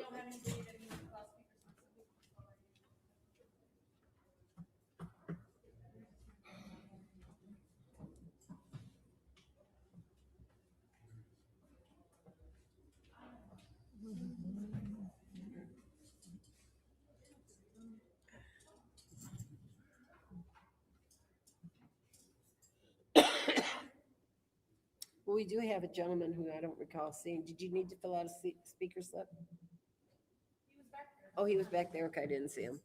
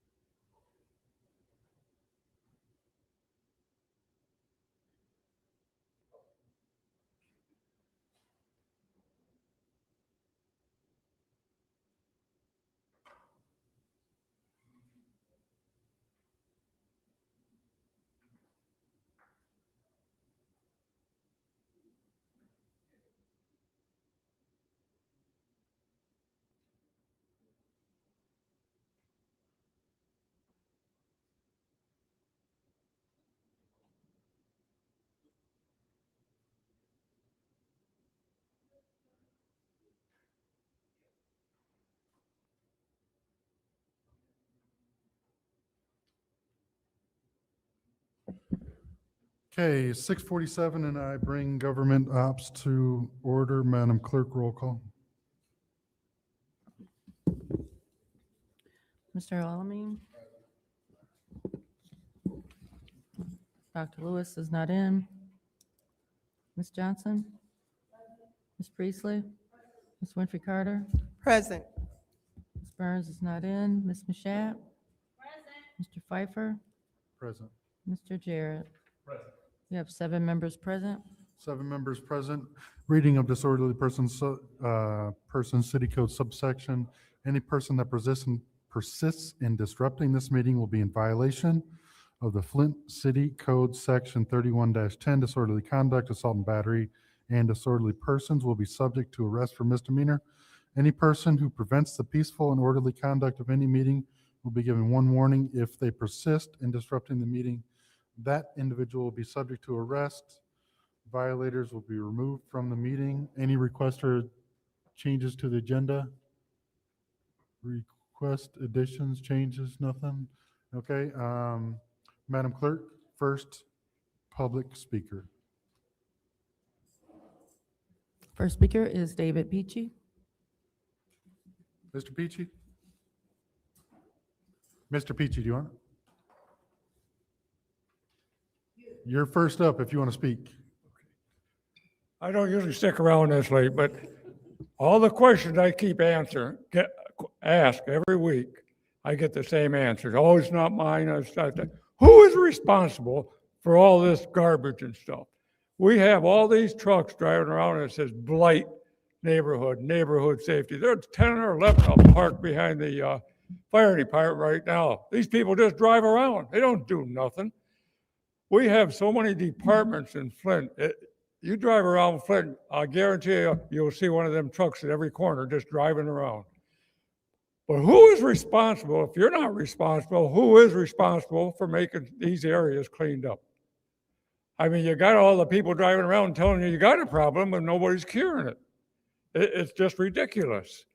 And it's a health hazard. They just appointed somebody new, health department, Blake Health, whatever it is. We can tell them where it is. Why don't you clean it up? And Ms. Carter, the reason people don't show up because they come here and nothing gets done. I remember when it used to be packed. Then you never know how many of you are going to show up. There's 7 here tonight. But the other night, you weren't here. You and Burns must take turns. 1 week you're here, 1 week she's here. Yeah, that works out pretty good. I guess you're getting paid for both days. But this stuff has got to stop. Look at this. Nobody cares anymore. I'm sure a lot of these people got that money for the water fund because I haven't seen them since that was paid out. But why do all these trucks drive around and says blight control, neighborhood safety officer, neighborhood this, that, but they don't do nothing. They don't even have a job. Whatever. You know that this is way gone too far. When I can't get this kind of garbage picked up that's laying there, it's a health hazard. If it was in your ward or your ward, it would be cleaned up tomorrow morning. I guarantee that. Thank you. Thank you, Mr. Peachy. Madam Clerk, next speaker, please. Okay, I think Ms. Sherry McFadden is not in. Sarah Houston is not in. R.L. Mitchell.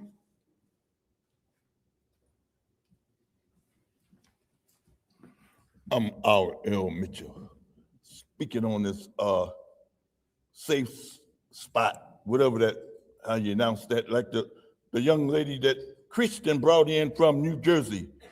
She's doing the right thing by taking over these houses that human trafficking, and people don't announce that, and giving the women with babies 6 months to live in the house until they can get further help.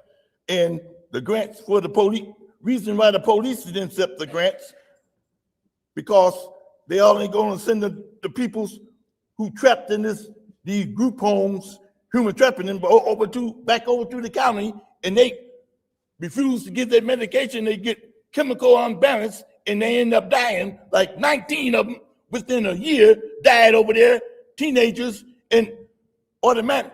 They ain't no, because the ones that supposed to be going to prison, them dudes just do minor situation, then the one that died.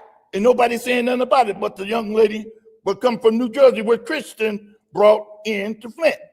And she was trying to tell you peoples how, like the 8th Ward councilman, he gonna take on the challenge of dealing with the money, and the 9th Ward councilman talking about it's almost September time to go back to school, and the funds, and the woman up here with the funds talking about, and the beat goes on, and like, and the mayor study pocketing the money down in the middle of downtown street with in the campus with all them armor trucks. I happened to be down there yesterday, parked in it, and they was go by with a lawnmower looking, they couldn't see me because I was in the car with dark windows, and if they saw who's driving, they backed up. They would have probably dragged the man out of the car like they did the old man, right there, because they shot a bullet right out post. Anyway, this mayor we got doing all kind of stuff, and you like it's business as usual. And this we always got this time limit while people's in here study doing this, ain't taking care of business like Christian taking care of business, acting like you scared to use the fund. Christian and dope money, talking about like the man on St. John come up here, talking about you know what that dope stuff is, all that whole lot of money, everybody scared to use it like Christian using it. Think you're gonna go to prison. R.L. Mitchell, stay tuned, approve this message. What? Thank you. Madam Clerk, next speaker. Next speaker is Rich Jones.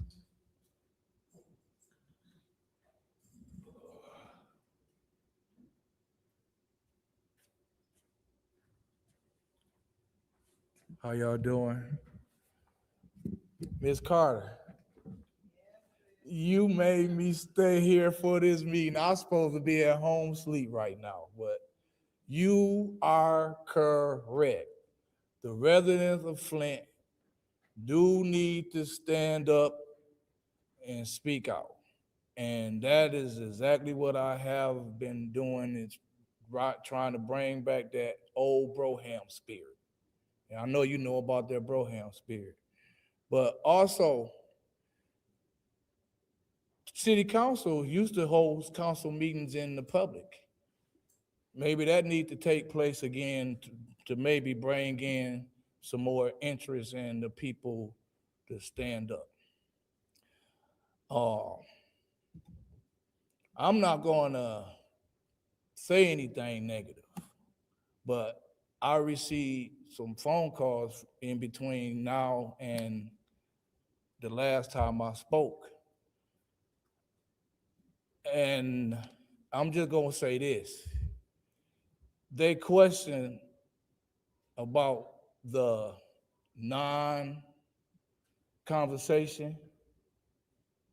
And I'm just going to be honest. They just said, like, no one was even interested in helping that lady that you told them that was living in a house that had lead problems. So once again, just consider the residents. And it's been a lot of people like Miss Claire that came up here talking about water affordability. No special meeting was ever set up to where those ideals could have been brought to the light. It's been a couple more people that I feel special meetings should have been set up to where the conversations or the needs of the people that they expressed should have been addressed. Thank you. Thank you. Madam Clerk, not seeing anybody else in the gallery, I'm going to close public speaking. Yeah, RL spoke.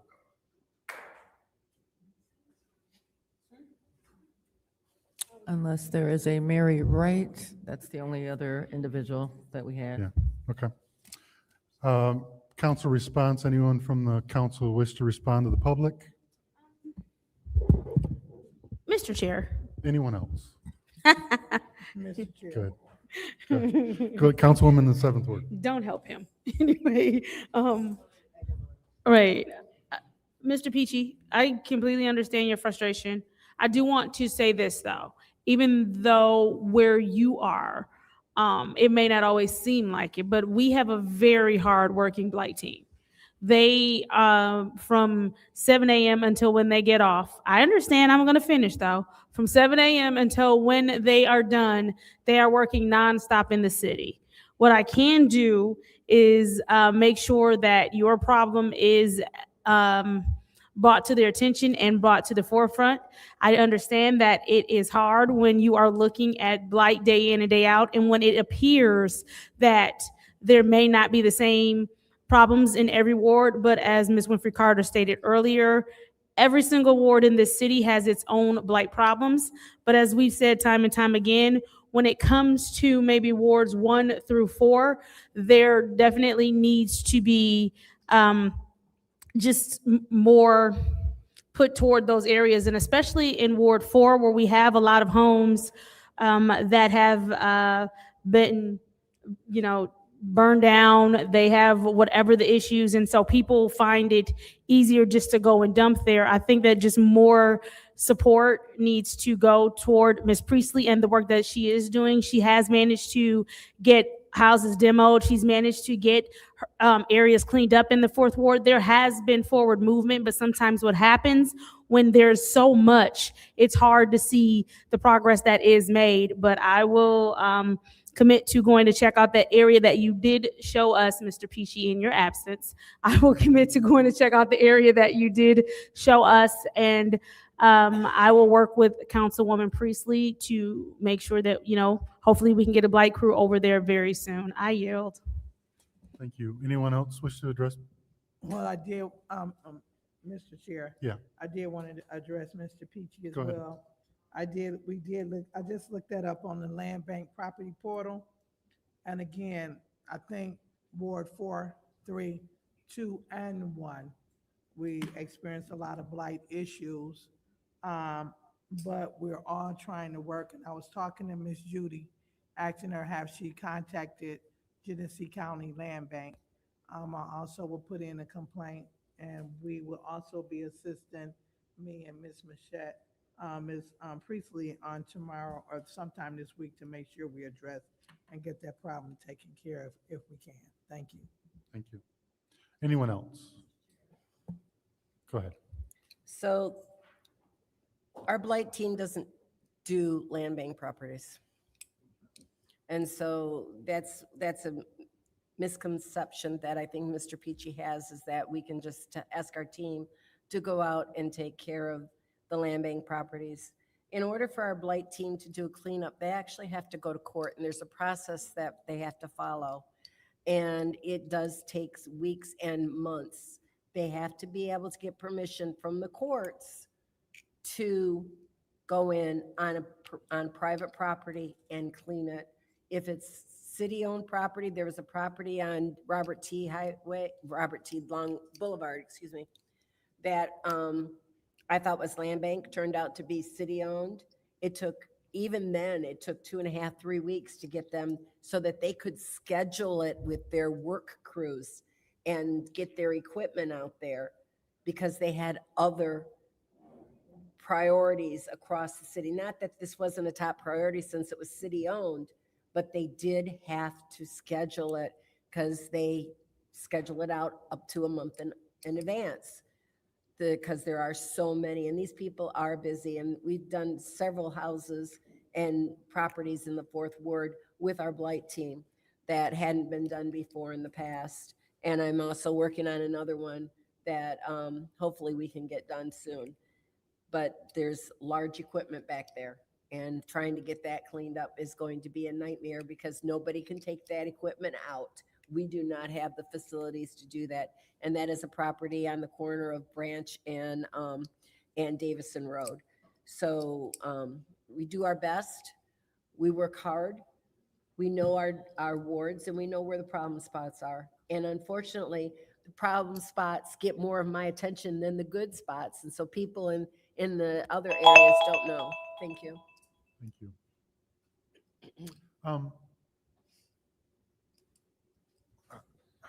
Ms. Priestley, or anybody else? Anybody else? Anybody else? Anybody else? Nobody here? No. I'm going to disagree with you, Ms. Priestley, on we have to take everyone to court. I think that there are provisions that in health and safety concerns, we can absolutely deploy people. And we have before. So if it's a detrimental safety hazard, we can absolutely deploy people and take care of the thing and deal with it after the fact. We don't need to take everything to court. There were properties when the mayor still did stuff back in the day. We didn't take stuff to court. You've taken several. Yeah.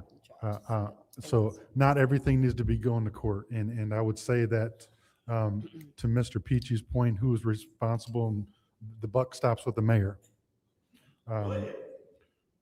We've been lied to for 5 years on the NSO stuff. We've got no,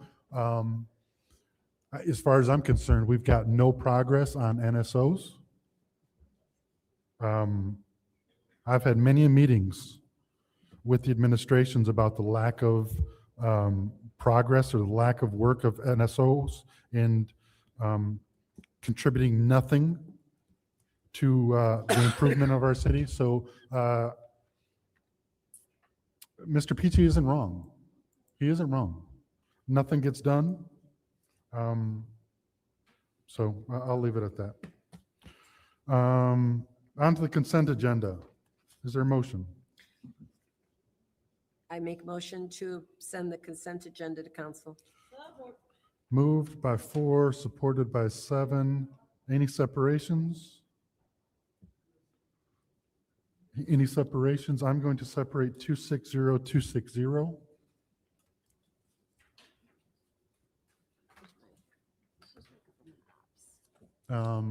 Madam Clerk, roll call. Mr. Alamin is not in. Dr. Lewis is not in. Ms. Johnson? Ms. Priestley? Yes. Ms. Winfrey Carter is not in. Ms. Burns is not in. Ms. Mashat? Mr. Pfeiffer? Yes. Mr. Jarrett? Yes. And Ms. Winfrey Carter? Yes. The vote is 6 yes, 3 no.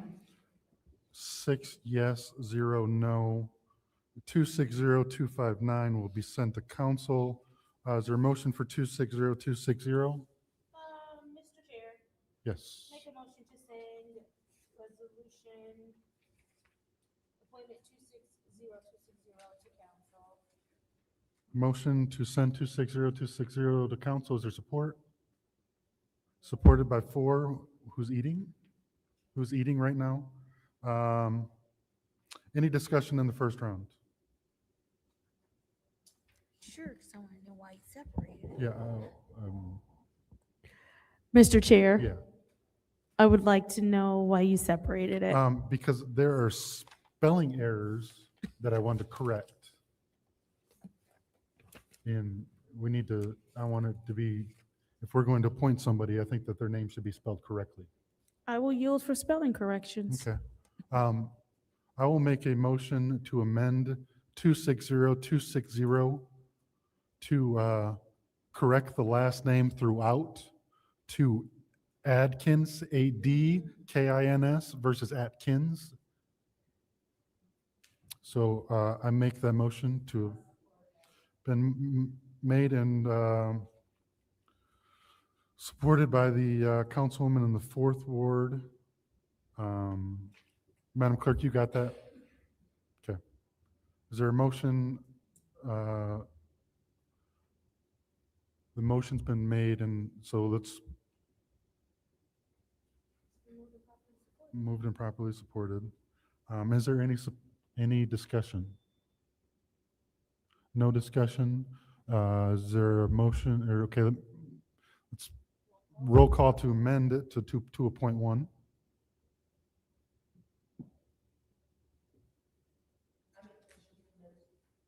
No, we already did. It's just roll call. Dr. Lewis is not in. Ms. Johnson? Ms. Priestley? Ms. Winfrey Carter? Yes. Ms. Burns is not in. Ms. Mashat? Yes. Mr. Pfeiffer? Yes. Mr. Jarrett? Yes. Mr. Alamin is not in. Vote is 6 yes, 0 no. 6 yes, 0 no. Is there a motion to send the .1 to council? It's been moved and supported by the 4th ward with no food in her mouth. Is there any discussion in the first round? Hearing none, Madam Clerk, roll call to send 260.1 to council. Ms. Johnson? Yes. Ms. Priestley? Yes. Ms. Winfrey Carter? Yes. Ms. Burns is absent. Ms. Mashat? Yes. Mr. Pfeiffer? Yes. Mr. Jarrett? Yes. Mr. Alamin is not in. Dr. Lewis is absent. Vote is 6 yes, 0 no. 6 yes, 0 no. That moved to council. On to the special orders.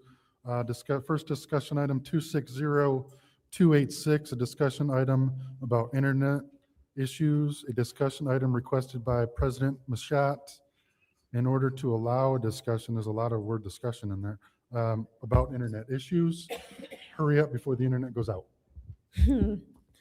Thank you. I think that 15, 20 minutes might be enough. 15 minutes might be enough for this discussion. Just I'll in order case. 10 minutes without objection. I object. 15 minutes, please.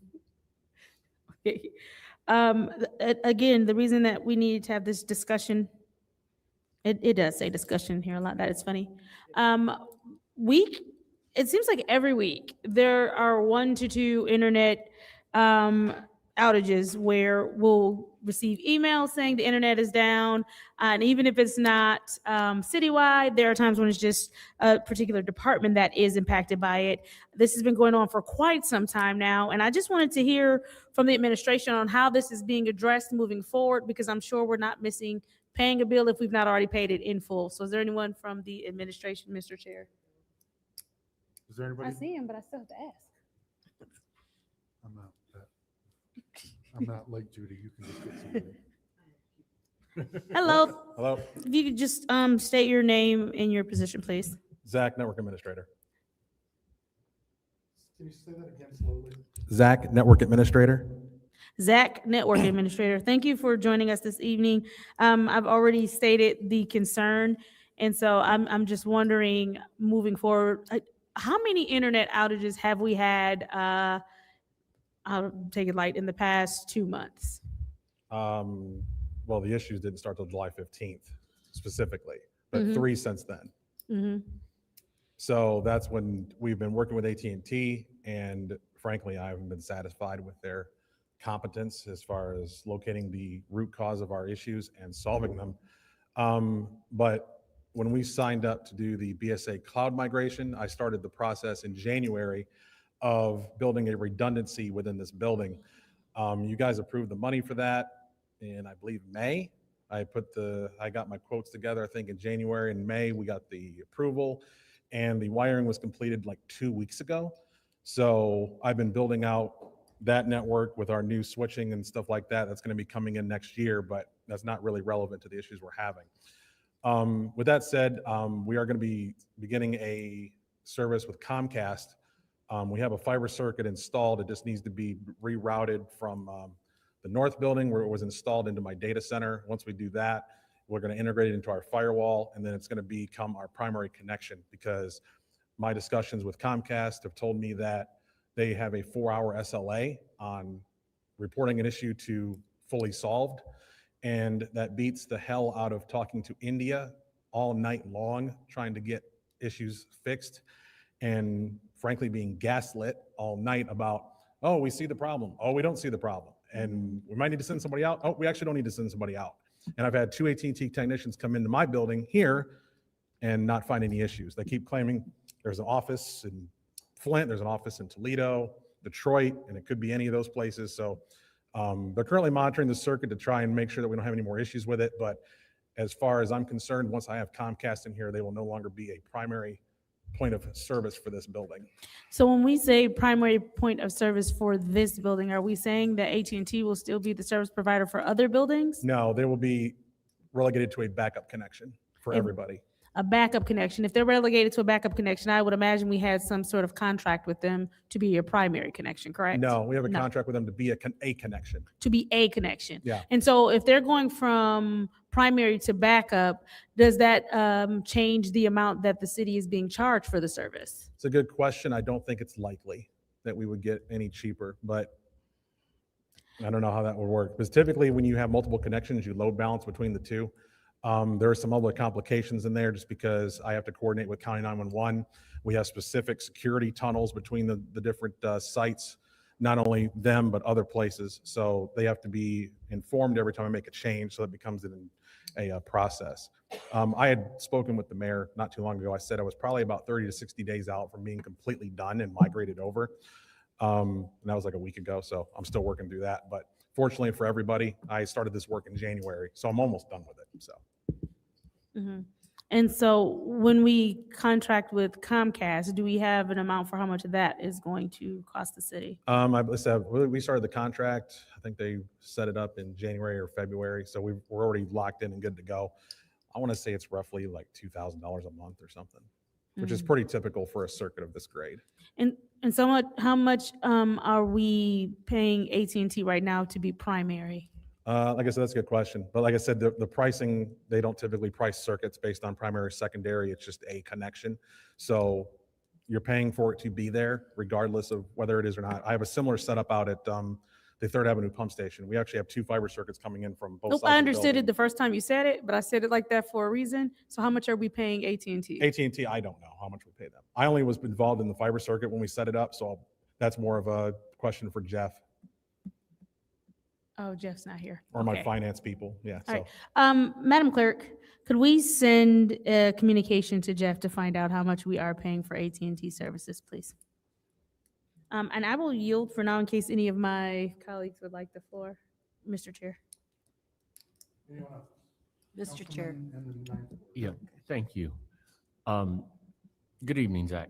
Just want to make sure I'm clear because I'm having some concern about added expense. So we've been paying AT&T whatever we've been paying them, and then in January we added we're adding what Comcast? yeah, we added a contract with Comcast for a circuit with them as a secondary provider for fiber connection. Okay, and that came this year? Yes. Okay. And that came before we were having problems. Yeah, I started this after we signed up to have BSNA move to the cloud, which is our primary ERP system, which means it's going to be a lot more riding on if our internet goes down, that's going to affect more things. Right now, internet goes down, it affects things, but like customer service doesn't go down because we host all those servers internally. Next year, that's going to be a cloud system, which means we lose AT&T, we lose BSNA. So that's when I said, okay, we need to add in a second circuit so that when all these things move to the cloud, if we lose one ISP, we have another one that'll pick up the slack. Okay. And that started, you say that expense started back in January. So Yeah, that's not a email new chain- expense since we've been having internet since No, July. yeah, like I said, I 7th, started working 15th. on this at the beginning of the year. Okay, and that's what, because I understand and can see where my colleague in the 7th Ward was going with the expenses being added. But I now have a little bit more clarity on the fact that it didn't the expense was added as a backup first part of the year and not as a result of these outages and a response to that Right. directly. Yeah, it's been Okay. it's been in the works, and it's also just best practice. County 911 has multiple ISPs coming in. It's just it's the cost of being redundant. All right. Thank you. I yield. Councilwoman in the 4th Ward. So the problem last night with transmitting and tabulating the votes. Was that a result of this, of? No, internet? It that was, computer. that was a result of the county apparently not having any network staff on call all week this week. I spoke with them yesterday, working with Barb Harrington, and we had everything set up on our end ready to go. But when I spoke to their only guy over there, he said, there is an issue with how it's set up and there's nobody here to fix it this week. And I said, cool. That was, Request for information. yeah. So if I heard correctly, Flint numbers did not get in on time last night because of the county. I believe that's what he said. Okay. As far as what on time is or isn't, I don't know. I just know that they couldn't fix our box. Yeah. And I was told Flint Township wasn't working either, according to the clerk's office, so I don't know. We were watching the results and Genesee County wasn't coming in very fast. So it wasn't just Flint Township, it was. Yeah. And Flint, it was other things as well. Well then, phew, aren't you glad, Davina? Davina promised me she'd be out of here by 10 o'clock last night and not having been transmitted. I went, what's the problem here? Okay, thank you very much. Yep. Okay. Anyone else on this discussion item? Then we will close it out at. Thank you. We'll close it out. Next discussion item. Second Ward NSO position, a discussion item as requested by Second Ward Councilperson Lewis in order for allow a 10-minute discussion on hiring a Second Ward NSO from City Administrator and HR Director. I will yield to the Second Ward Councilperson. Okay, not here, then I will close out discussion item 260287. Is there a motion to adjourn? So moved. Moved and supported. Madam Clerk, roll call. Ms. Priestley. Ms. Priestley. Oh, yes. Ms. Winfrey Carter. Yes. Ms. Burns is absent. Ms. Mashat. Ms. Mashat. Yes. Mr. Pfeiffer. Yes. Mr. Jarrett. Yes. Mr. Alamin is not in. Dr. Lewis is absent. Ms. Johnson. Yes. Vote is 6 yes, 0 no. 6 yes, 0 no. We are adjourned at 7:19.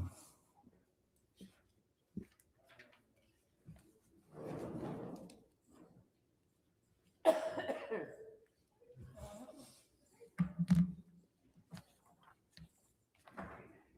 did the discussion the last committee, last council meeting. The time is now 7:19 p.m. I'm gonna go wait a second. The time is now 7:20 p.m. on Wednesday, August 5th. I hereby call this legislative committee meeting to order. Roll call, Madam Clerk. Mr. Alamin is not in. Dr. Lewis is not in. Ms. Johnson. Yes. Ms. Priestley. Ms. Winfrey Carter. Present. Ms. Burns is not in. Ms. Mashat. Present. Mr. Pfeiffer. Mr. Jarrett. You have 6 members present. We have 6 members present. It's now time for the reading of the Disorderly Person City Code subsection. Any person that persists in disrupting this meeting will be in violation of Flint City Code Section 31-10, disorderly conduct, assault and battery, and disorderly persons, and will be subject to an arrest for a misdemeanor. Any person who prevents the peaceful and orderly conduct of any meeting will be given 1 warning. If they persist in disrupting the meeting, that individual will be subject to arrest. Violators will be removed from the meetings. Are there any requests for agenda changes and/or additions? Seeing as how there are no requests for agenda changes and/or additions, it is now time for public comment. Members of the public who wish to address the city council or its committees must register before the meeting begins. A box will be placed at the entrance to the council chambers for collection of registrations. No additional speakers or slips will be accepted after the meeting begins. Members of the public shall have no more than 3 minutes per speaker during public comment, with only 1 speaking opportunity per speaker. First public speaker, Madam Clerk. I believe the only public speaker that is still here would be R.L. Mitchell.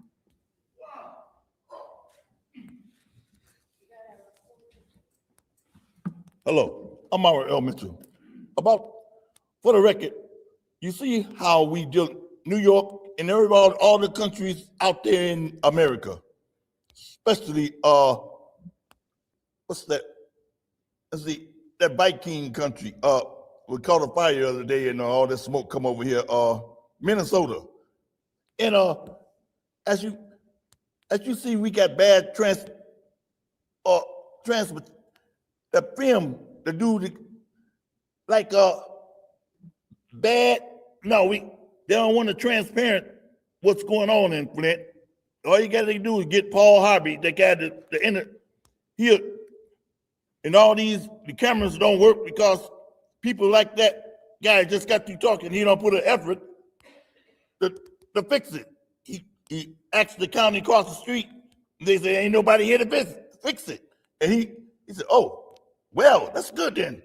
He in cahoots with the Russian tapping in on our computers and stuff. Always go haywire, and they don't give a care. They let the Flint police let them county people kill the Flint resident out, the juveniles out in the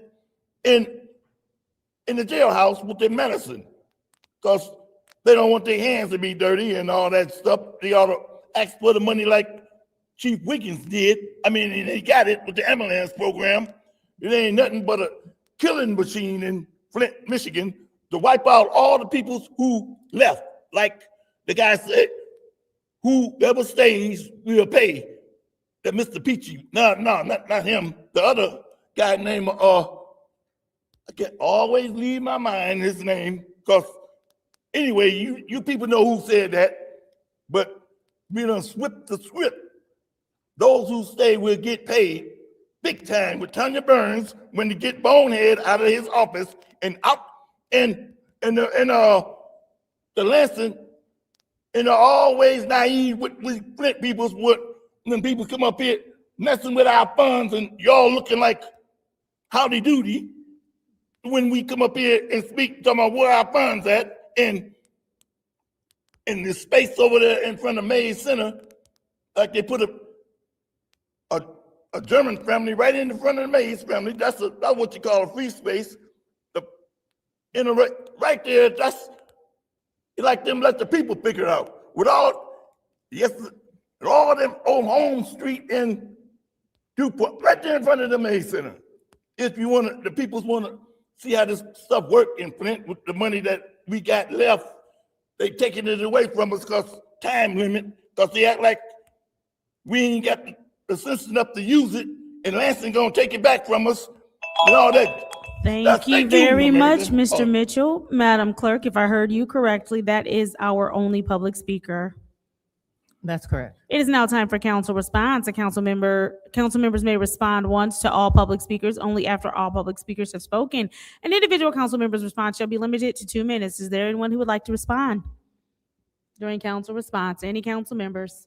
Seeing as how there is no one that would like to respond during council response, it is now time for the consent agenda. What is the pleasure of the body? Councilwoman in the 4th Ward. Make a motion to send the consent agenda to council. There's a motion to send the consent agenda to council by the councilwoman in the 4th Ward. Is there support? Moved and properly supported by the councilwoman in the 3rd Ward. Are there separations? Madam Chair. Yes, Ms. Winfrey Carter. I'm going to separate all of them. All right, there's a total separation. Let's get moving. Moving on to ordinance number 260270, which is the amendment ordinance Flint City Code Chapter 3, advertising and signs, Article 2, licenses and permits. What is the pleasure of the body? Madam Chair. Councilwoman in the 4th Ward. Motion to send to council. There is a motion to send 260270 to council. Is there support? Moved and properly supported by the councilwoman in the 3rd Ward. Is there discussion in the first round? Madam Chair. Councilwoman in the 4th Ward. So all these ordinances are basically, from what I'm reading or what I read, is changing the wording from the clerk to planning and development, so that the licensing will now go to that department from the clerks. Are we asking the clerk to Yes, I'm speak? asking All right, that Madam Clerk, question. would you go ahead and explain? Yes, that is the general purpose for these ordinances. All right, and the only other option, rather than just crossing out the word the clerk and putting the new department in, the only other changes I saw in the were basically from her or it or him, her, whatever, a tense pronoun. Changing the change. pronoun to Yep. neutral. Got it. That's correct as well? That's correct. Okay, thank you. Are you yielding? I'm yield. All right, is there anyone else in the first round of discussion? Yeah. I'm gonna Go go with ahead. Councilman Pfeiffer. Through you, Madam Clerk. Madam Clerk, is this for first reading and we still have to publish these? Yes, So there's still yeah, just to send for first reading? yes. Are you yielding? Okay, Councilwoman in the fifth ward. Okay, Madam Chair, through you to Madam Clerk. So this is with, how many ordinances in this packet? This is for all of the ordinances in this packet, right? Correct. So this has been something that's been in the works for almost 2 years. Okay.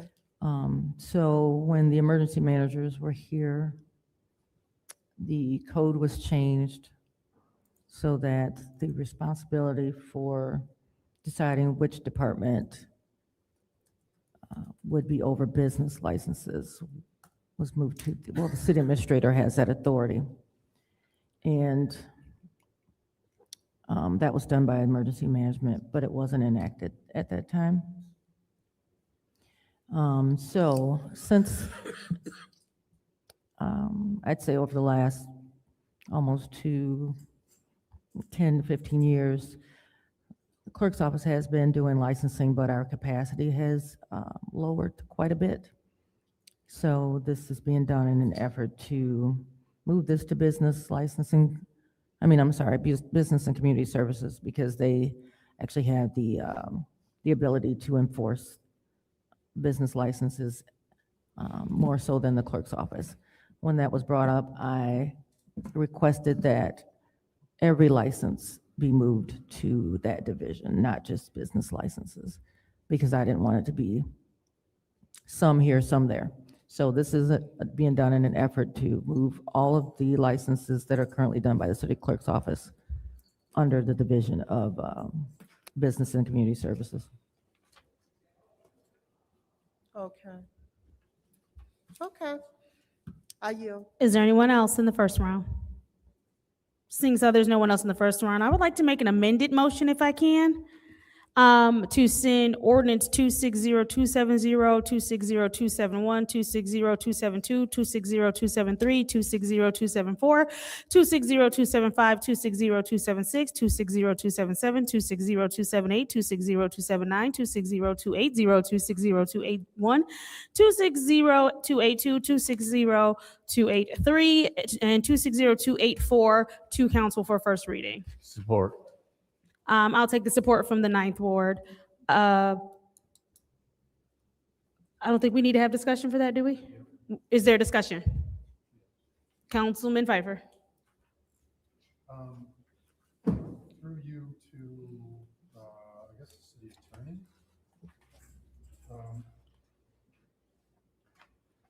I'm looking at 260274. This is the firing range ordinance.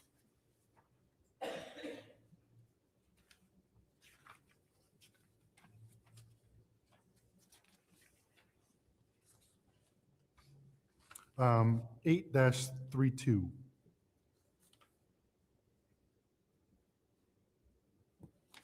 Yes, and what is the question? The question is, the wording on this says that, to me, it's it shall be the duty of the Department of Planning and Development and any person by, is that IT or is it the word it? 1 second, let me find Yeah. that one in the pile here. You said 832? Is it designated, is that a correct term? Should be its. Or it's? Because to me, IT is, that looks,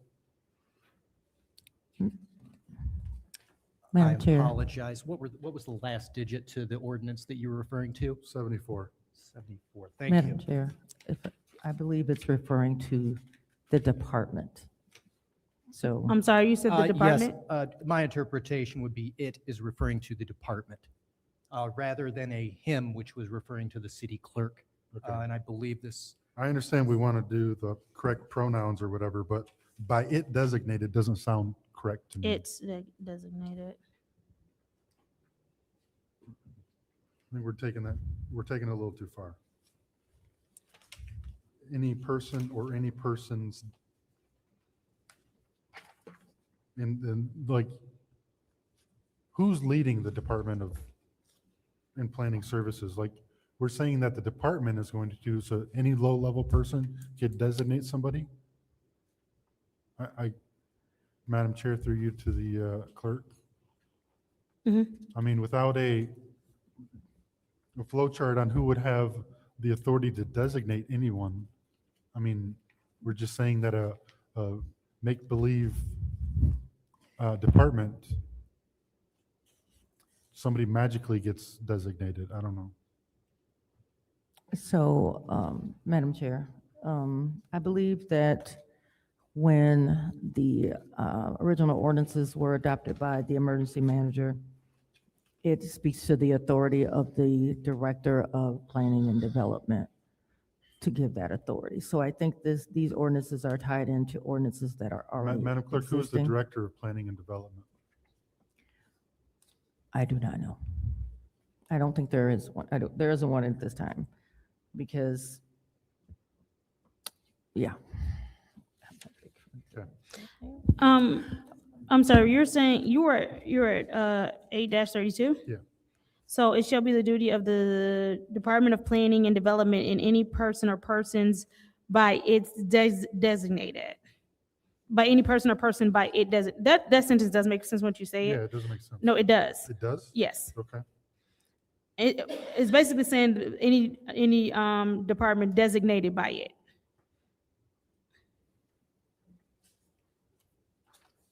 a clearer grammatical interpretation or suggestion might be designated by the department.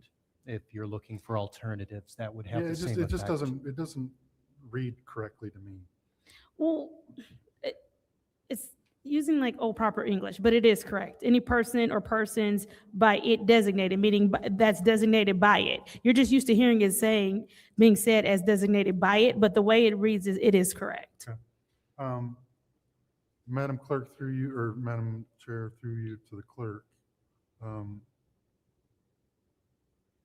Do we have a dance licensing board? Because this is new to me. Like I see that the chief of police and the city administrator are on the dance licensing board. So who else is on the dance licensing board, Madam Clerk? So this is one of those instances we had spoken before about. There are a number of licenses that still exist in the code that need to be removed. I think that this is just the first step, just to move the business licensing portion of it and all those licenses. Those other things need to be addressed separately. And it's also referring to teenage public dances. So there's that.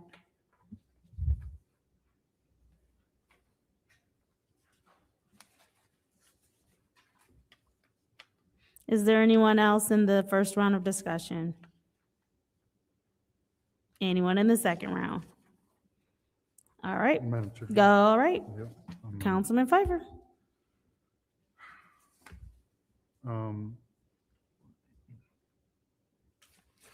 Through you to Madam Clerk. Madam Clerk, I know that we had I think it was a lawsuit that, or something or maybe it's part of the charter that we're supposed to codify or catalog all of the ordinances. What's the status on that?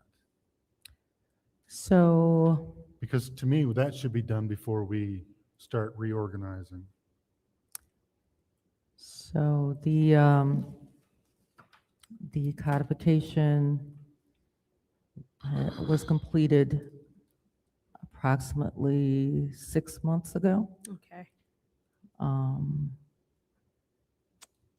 there were concerns by the city attorney that just to enact, because the codification at my request was updated to a more modern structure.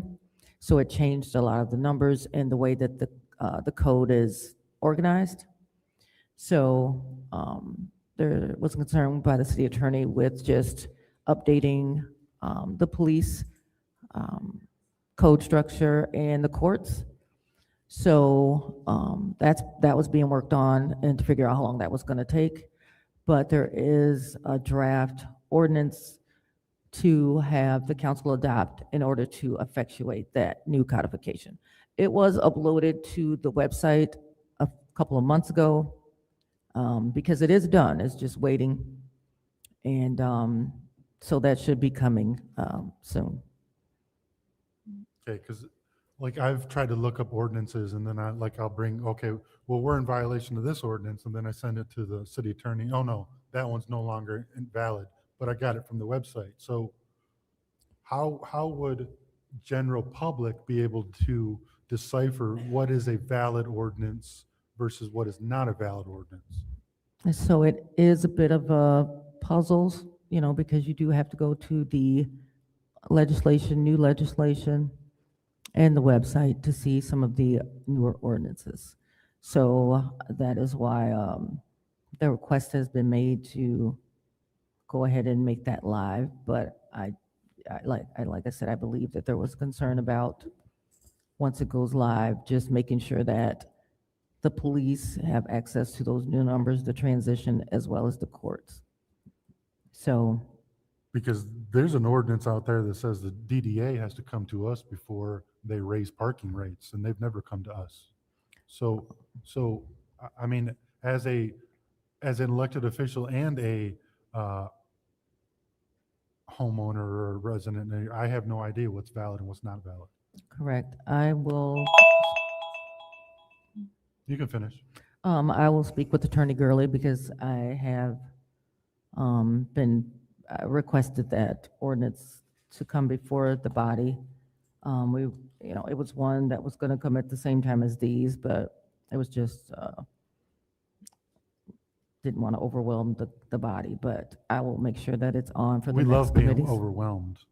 I Mhm. mean, we love being Yeah. overwhelmed, especially with walk-ons. So, yeah, it was just, she was looking into making sure that they would be prepared and they'd have enough time to update what they need to update when it's adopted by the body. Thank you. Are you yielding? The time has expired. All right, anybody else in the second round? That said, this is the roll call vote to send all the aforementioned resolutions to City Council for first reading.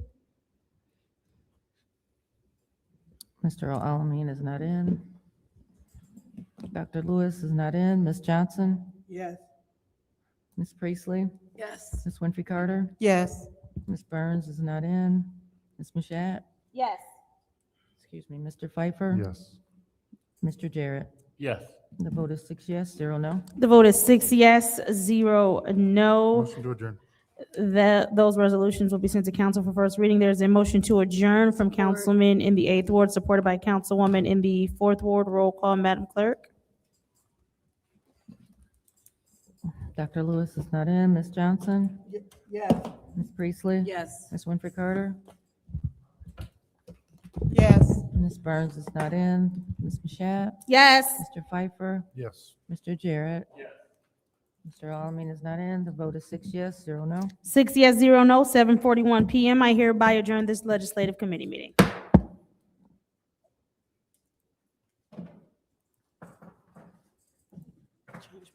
Winters. Ain't it over? They hear you snoring over there. Show is over. Good job, attorney. The question is, if the Yeah, we lying.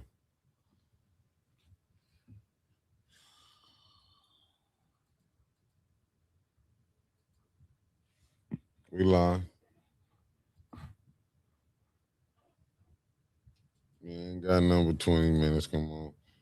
Get you home. Get you out of here on time.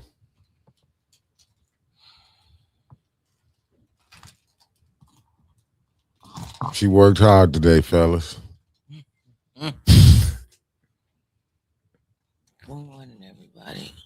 Nah, it's good evening. Welcome to the morning boat. Nah, it's the nightly nip. Welcome to the nightly nip.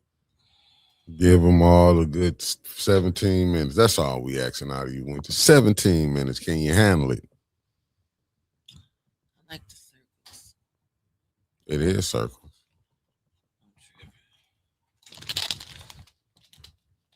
Man, that meeting was so boring. That meeting was boring. It's almost over. Hold it together for 17 minutes. All people need 17. What's up, Buddha Nick? Yeah, you ain't lying. She just coming from the Golden Leaf. I'm going home, getting to bed after this. You sure should. Shut up, Mickey. Mickey turned his feet around and had his feet up, laying back in the chair too. He just woke up 5 minutes prior to me. Why he's sitting over there talking? Listen, family, the people, listen. The people, I'm telling y'all straight up. A lot of people is tired. I'm telling you, people is tired. I can understand. I expect Monday to be popping. But I don't know how Liddell tired and LaShawn ain't. Was LaShawn there? Yeah. Leon showed up for an At hour. the end? He left. They When it came to I his didn't see meeting, he them. left. He was there from the beginning. He wasn't there for his meeting, though, was he? That was the meeting right there, Cam. You know he couldn't have got that together like that. 102/. If he'd had to read all them 15 ordinances. He got a lot of Might- campaigning to do. You might as well put a 2-year-old up there and got that together. Yeah, he's supposed to be chairing that Y'all, meeting. what y'all think about last night, y'all? Last night.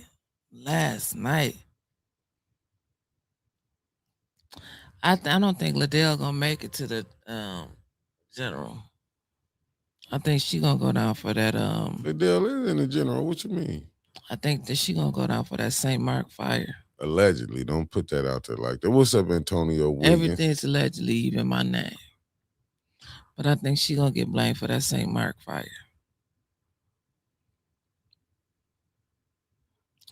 Because Allegedly.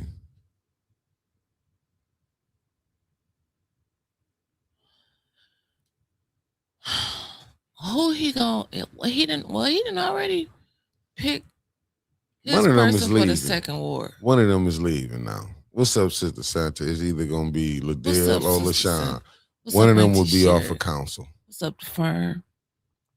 One of them will be off of council. Two of them. I think Leon and Liddell both gonna be gone. But that's a possibility there too.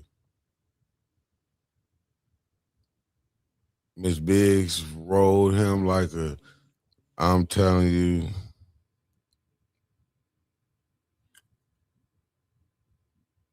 How you doing, Tanya Jones? What? I said Miss Biggs came up to Mr. Peachy. I think Mr. Peachy and Miss Biggs was the highlight of the night. Because she told Leon he was a big dummy. He is. She said her TV wasn't working when Channel 12, when they put it out there in 5 them, it just happened not to be working. She had got a call. I was asleep there. We know you was down. And she gonna try to say I was out. I've been up. Can't stand there. Yeah, when Miss Biggs went there, Miss Biggs, she said- where Miss Biggs at? She on here? She left.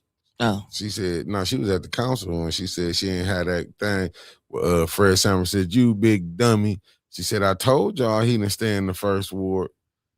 Leon was like, Leon probably. When he got to go back to court? What's up, Flint Cass? Because I ain't seen you in a minute. Thank you for What's tapping up, in. Flunk Cat? Probably never. He probably so big. He probably telling on so many damn people. Huh? Hold on. This was so sad right here. What was? Flushing Grass star athlete dies in crash. A wow. young man named Caleb. That's messed up.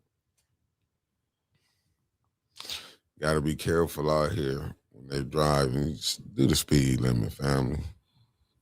Shouldn't be in a rush to get nowhere. If you is, leave early. That's how I look at it. Hey, look, Miss Biggs wasn't playing though. Like I said, I think Mr. PG clowned on Who did he clown on? Judy, then lost it, then went to talk junk to JWC to talk about her and Tanya. They never show up at the same. Said he was responding to JWC telling people y'all need to come there. The council needs to be packed. And PG said, why do we need to be here when y'all not here? And he came with that damn used people. I was like, some bitch. When I heard him say used people, I said, you some bitch. I'm telling you. They said, shout out to Larry Hutchison. He told me Wig Production will be the official DJ up in Lansing. Y'all think I'm lying. If you want to, LOL. Hey, Larry did make it. He went on the Republican side and said, I'm going to come through the back door. That's the way to say. Gangster. Hey, that's the way to say, you know what, I can't come through the front. And one too, And though. who he have static with. I couldn't believe he beat Rob over there. I didn't think they was gonna vote for him And on the Republican side. won. And then I tell you, I said, Larry gonna pull it off. Told you Larry gonna now, pull it off. What's up, if the lovely they Charlotte do- Bar? Now, just think about it. What if they do like a all just straight Republican ballot and Larry get in there? I might have to vote Republican. Just think about it. I might have to vote Republican. You see Larry up I might there tell like, my people, fuck, go what? Republican. Shit. We got Abdul, Saeed, and hit that one on the side. Larry would be up there sounding. So can you imagine? But I can't he wait. would be full of he would be up there talking about we need our reparations. I want a debate between him and the state rep. The Republicans should push a debate for him. I believe 810 will hold it. I know the Republicans ain't finna let that go. Push a debate for him. In 810, I would love to host that one. No problem. Debate for him. They'll lock Larry up before then. You know, Larry still wanted in 16 counties. Won't he do it? Then So- guys say, I remember when he came to the FNU meeting and then it shook the whole, I couldn't even get my damn phone on. I wanted to get it on. Because the way Larry shot through that thing. Larry gonna be like, that's okay. I don't want no debate.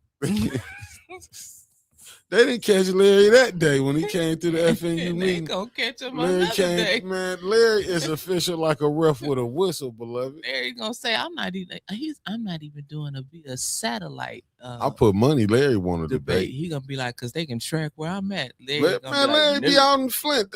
If the police was looking for Larry, he'd be everywhere. Larry is the And what that's the key word.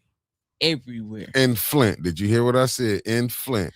I done seen Larry looked up. Larry done had pictures in London. He done been in New York. He done been in Florida. He done been in California. I'm like, Do they know him in the clerk office? I don't know. But I'm thinking like They don't know Larry in the clerk office. downtown Flint. Facts. Hell yeah, they know them downtown. It was like Davina want him. Ain't that a lawsuit going It on? was like, yeah, it was like Davina tried to sexually harass him allegedly, he said. And he mad, he said, cause that other lady that's running for the councilwoman, she was in it. She won't say nothing. So he mad at her too. He mad at everybody that was there that didn't say nothing. But did he make it through? He went over there and wine and dine the Republicans, and they said, you know what? Let's put him on there. Let's see what he can do. Now that's the test. And Larry came in there with Larry talks very, very educated. I'm trying to tell you. Don't Y'all think a debate don't with y'all him. think Larry is he gonna be talking Facts. crazy? Facts. Larry is very educated. Very educated. Tell him. You better wake up. He'll get out there. He will make the average person look crazy. Larry will get up there and have a real, you think a world salad, he will have a Greek salad with all the fixings in there, beets and all of it, all the trimmings and stuff, even with croutons. How he get what is this up on top of my screen?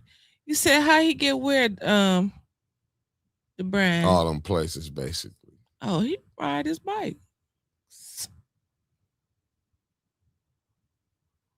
He don't want no car because it's got a license plate on it. It can be tracked. He changed chains on his bike, so y'all can't get him that way. He take the seat off when he go in the store. Gangster. He don't play around with y'all. He had bikes periodically placed out throughout the city and shit. Miss Lorraine Yeah, Thompson same. said Larry, aka nephew, JJ will turn out the White House black. What's up, Demetri Cooley? Said, I just helped Larry pull his trash can off the street. He my end for real. That's my ninja. Think I can work for him? My ninja, a Republican for real. Hey, listen, Larry is a thug. That's what Marcy A. Tarver would say. Larry is an educated one. And you know who else is thug? The damn administration downtown. What they do? This is when I really went into my deep sleep. Oh, because you know they have REM sleep and then they have the deep sleep. When that man came down to the podium, he was like, they was like, and sir, who are you? Usually when you go in to meet council, and council is like the mayor, they co-equal branches of government. So technically, they your boss too. You're not going down there like Seaman did with your kid on your hip. He did some old hood shit. Took his baby down there, you know what I'm saying? I couldn't find no babysitter. That's what Seaman did to him. Then we got the man tonight. He went down there, they asked him, said, sir, what's your name? Where do you work at? My name is Zach. And I'm a network administrator. Zach what? Like you see how disrespectful they getting with the council now? Like they don't even care no more. My name's Zach. What? Zach. That's all y'all need to know. Zach. Somebody probably would have asked him what his last name was. He would have been like T. period. Zach. He probably got, he probably found him too. I mean, it's like, but where's the respect level at? It's out the window. It's gone. Let the sweat drop down my, you know what I'm saying, to the window. And then he gonna sit up there and he gonna look at them in their face. And he gonna tell them. And then it's gonna ask them, so since we going down to a cheaper version of whatever the fuck it is that you do, Zach, I know we gonna get some money back. I'm taking a 2019 Escalade back to the lot. Oh, you're gonna get what they like what you pay for 2026. So you mean to tell me $2,000 that I'm gonna get $150,000 for this 2019 Escalade, Zach? Yep, you ain't getting no money back.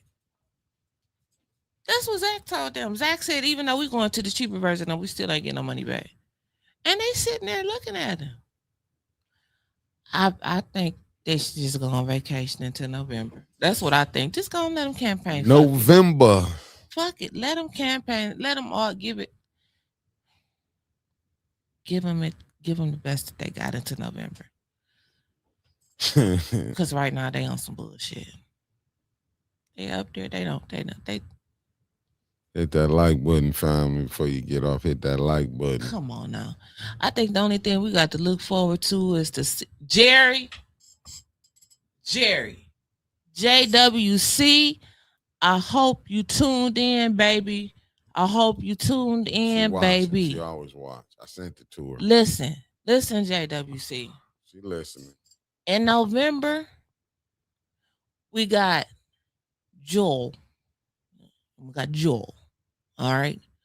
Joel is going up against the Black Lives Matter president of, what city is he over? Flint. Okay, Flint. The Black Lives Matter president of Flint. You know who lost? Juantez. Now I'm just saying, Jerry, it's not always about personal feelings. You know that. You told me that before. Put once was on that motherfucking ENA board. I bet you he made quorum. I bet you he gonna have so many damn investigations going. The people ain't gonna have time to write their own. Jerry, go out with a bang. Once was for the ENA board. Let that man be great. We want to hear at least 2 times a month. I brought Lear here. He gonna tell Trishelle she don't know what she doing. He gonna tell Baby Huey you shouldn't be there because your mama got ARPA money. Or he's gonna run it down to him. Put him on there. Put him on there. I think you didn't wore yourself out tonight. Fuck that. Put him on there. Marcia says, does DeJuan have a real job? That cup water done kicked in. Do DeJuan have a real job? I don't know what that He's up at Black Lives Matter Flint. You know him. That's your frat brother. I can't be in a fraternity. I'm a woman. I have boobs. Well, that's your brother in the same. Ain't y'all? You an emerald. He's an imp, right? Did I get that right of it? Yeah, you did good. All I know, Just y'all like ain't no Daryl. divine 9.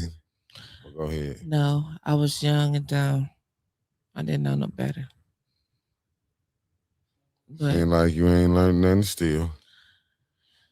you know what I learned? You wasn't shit.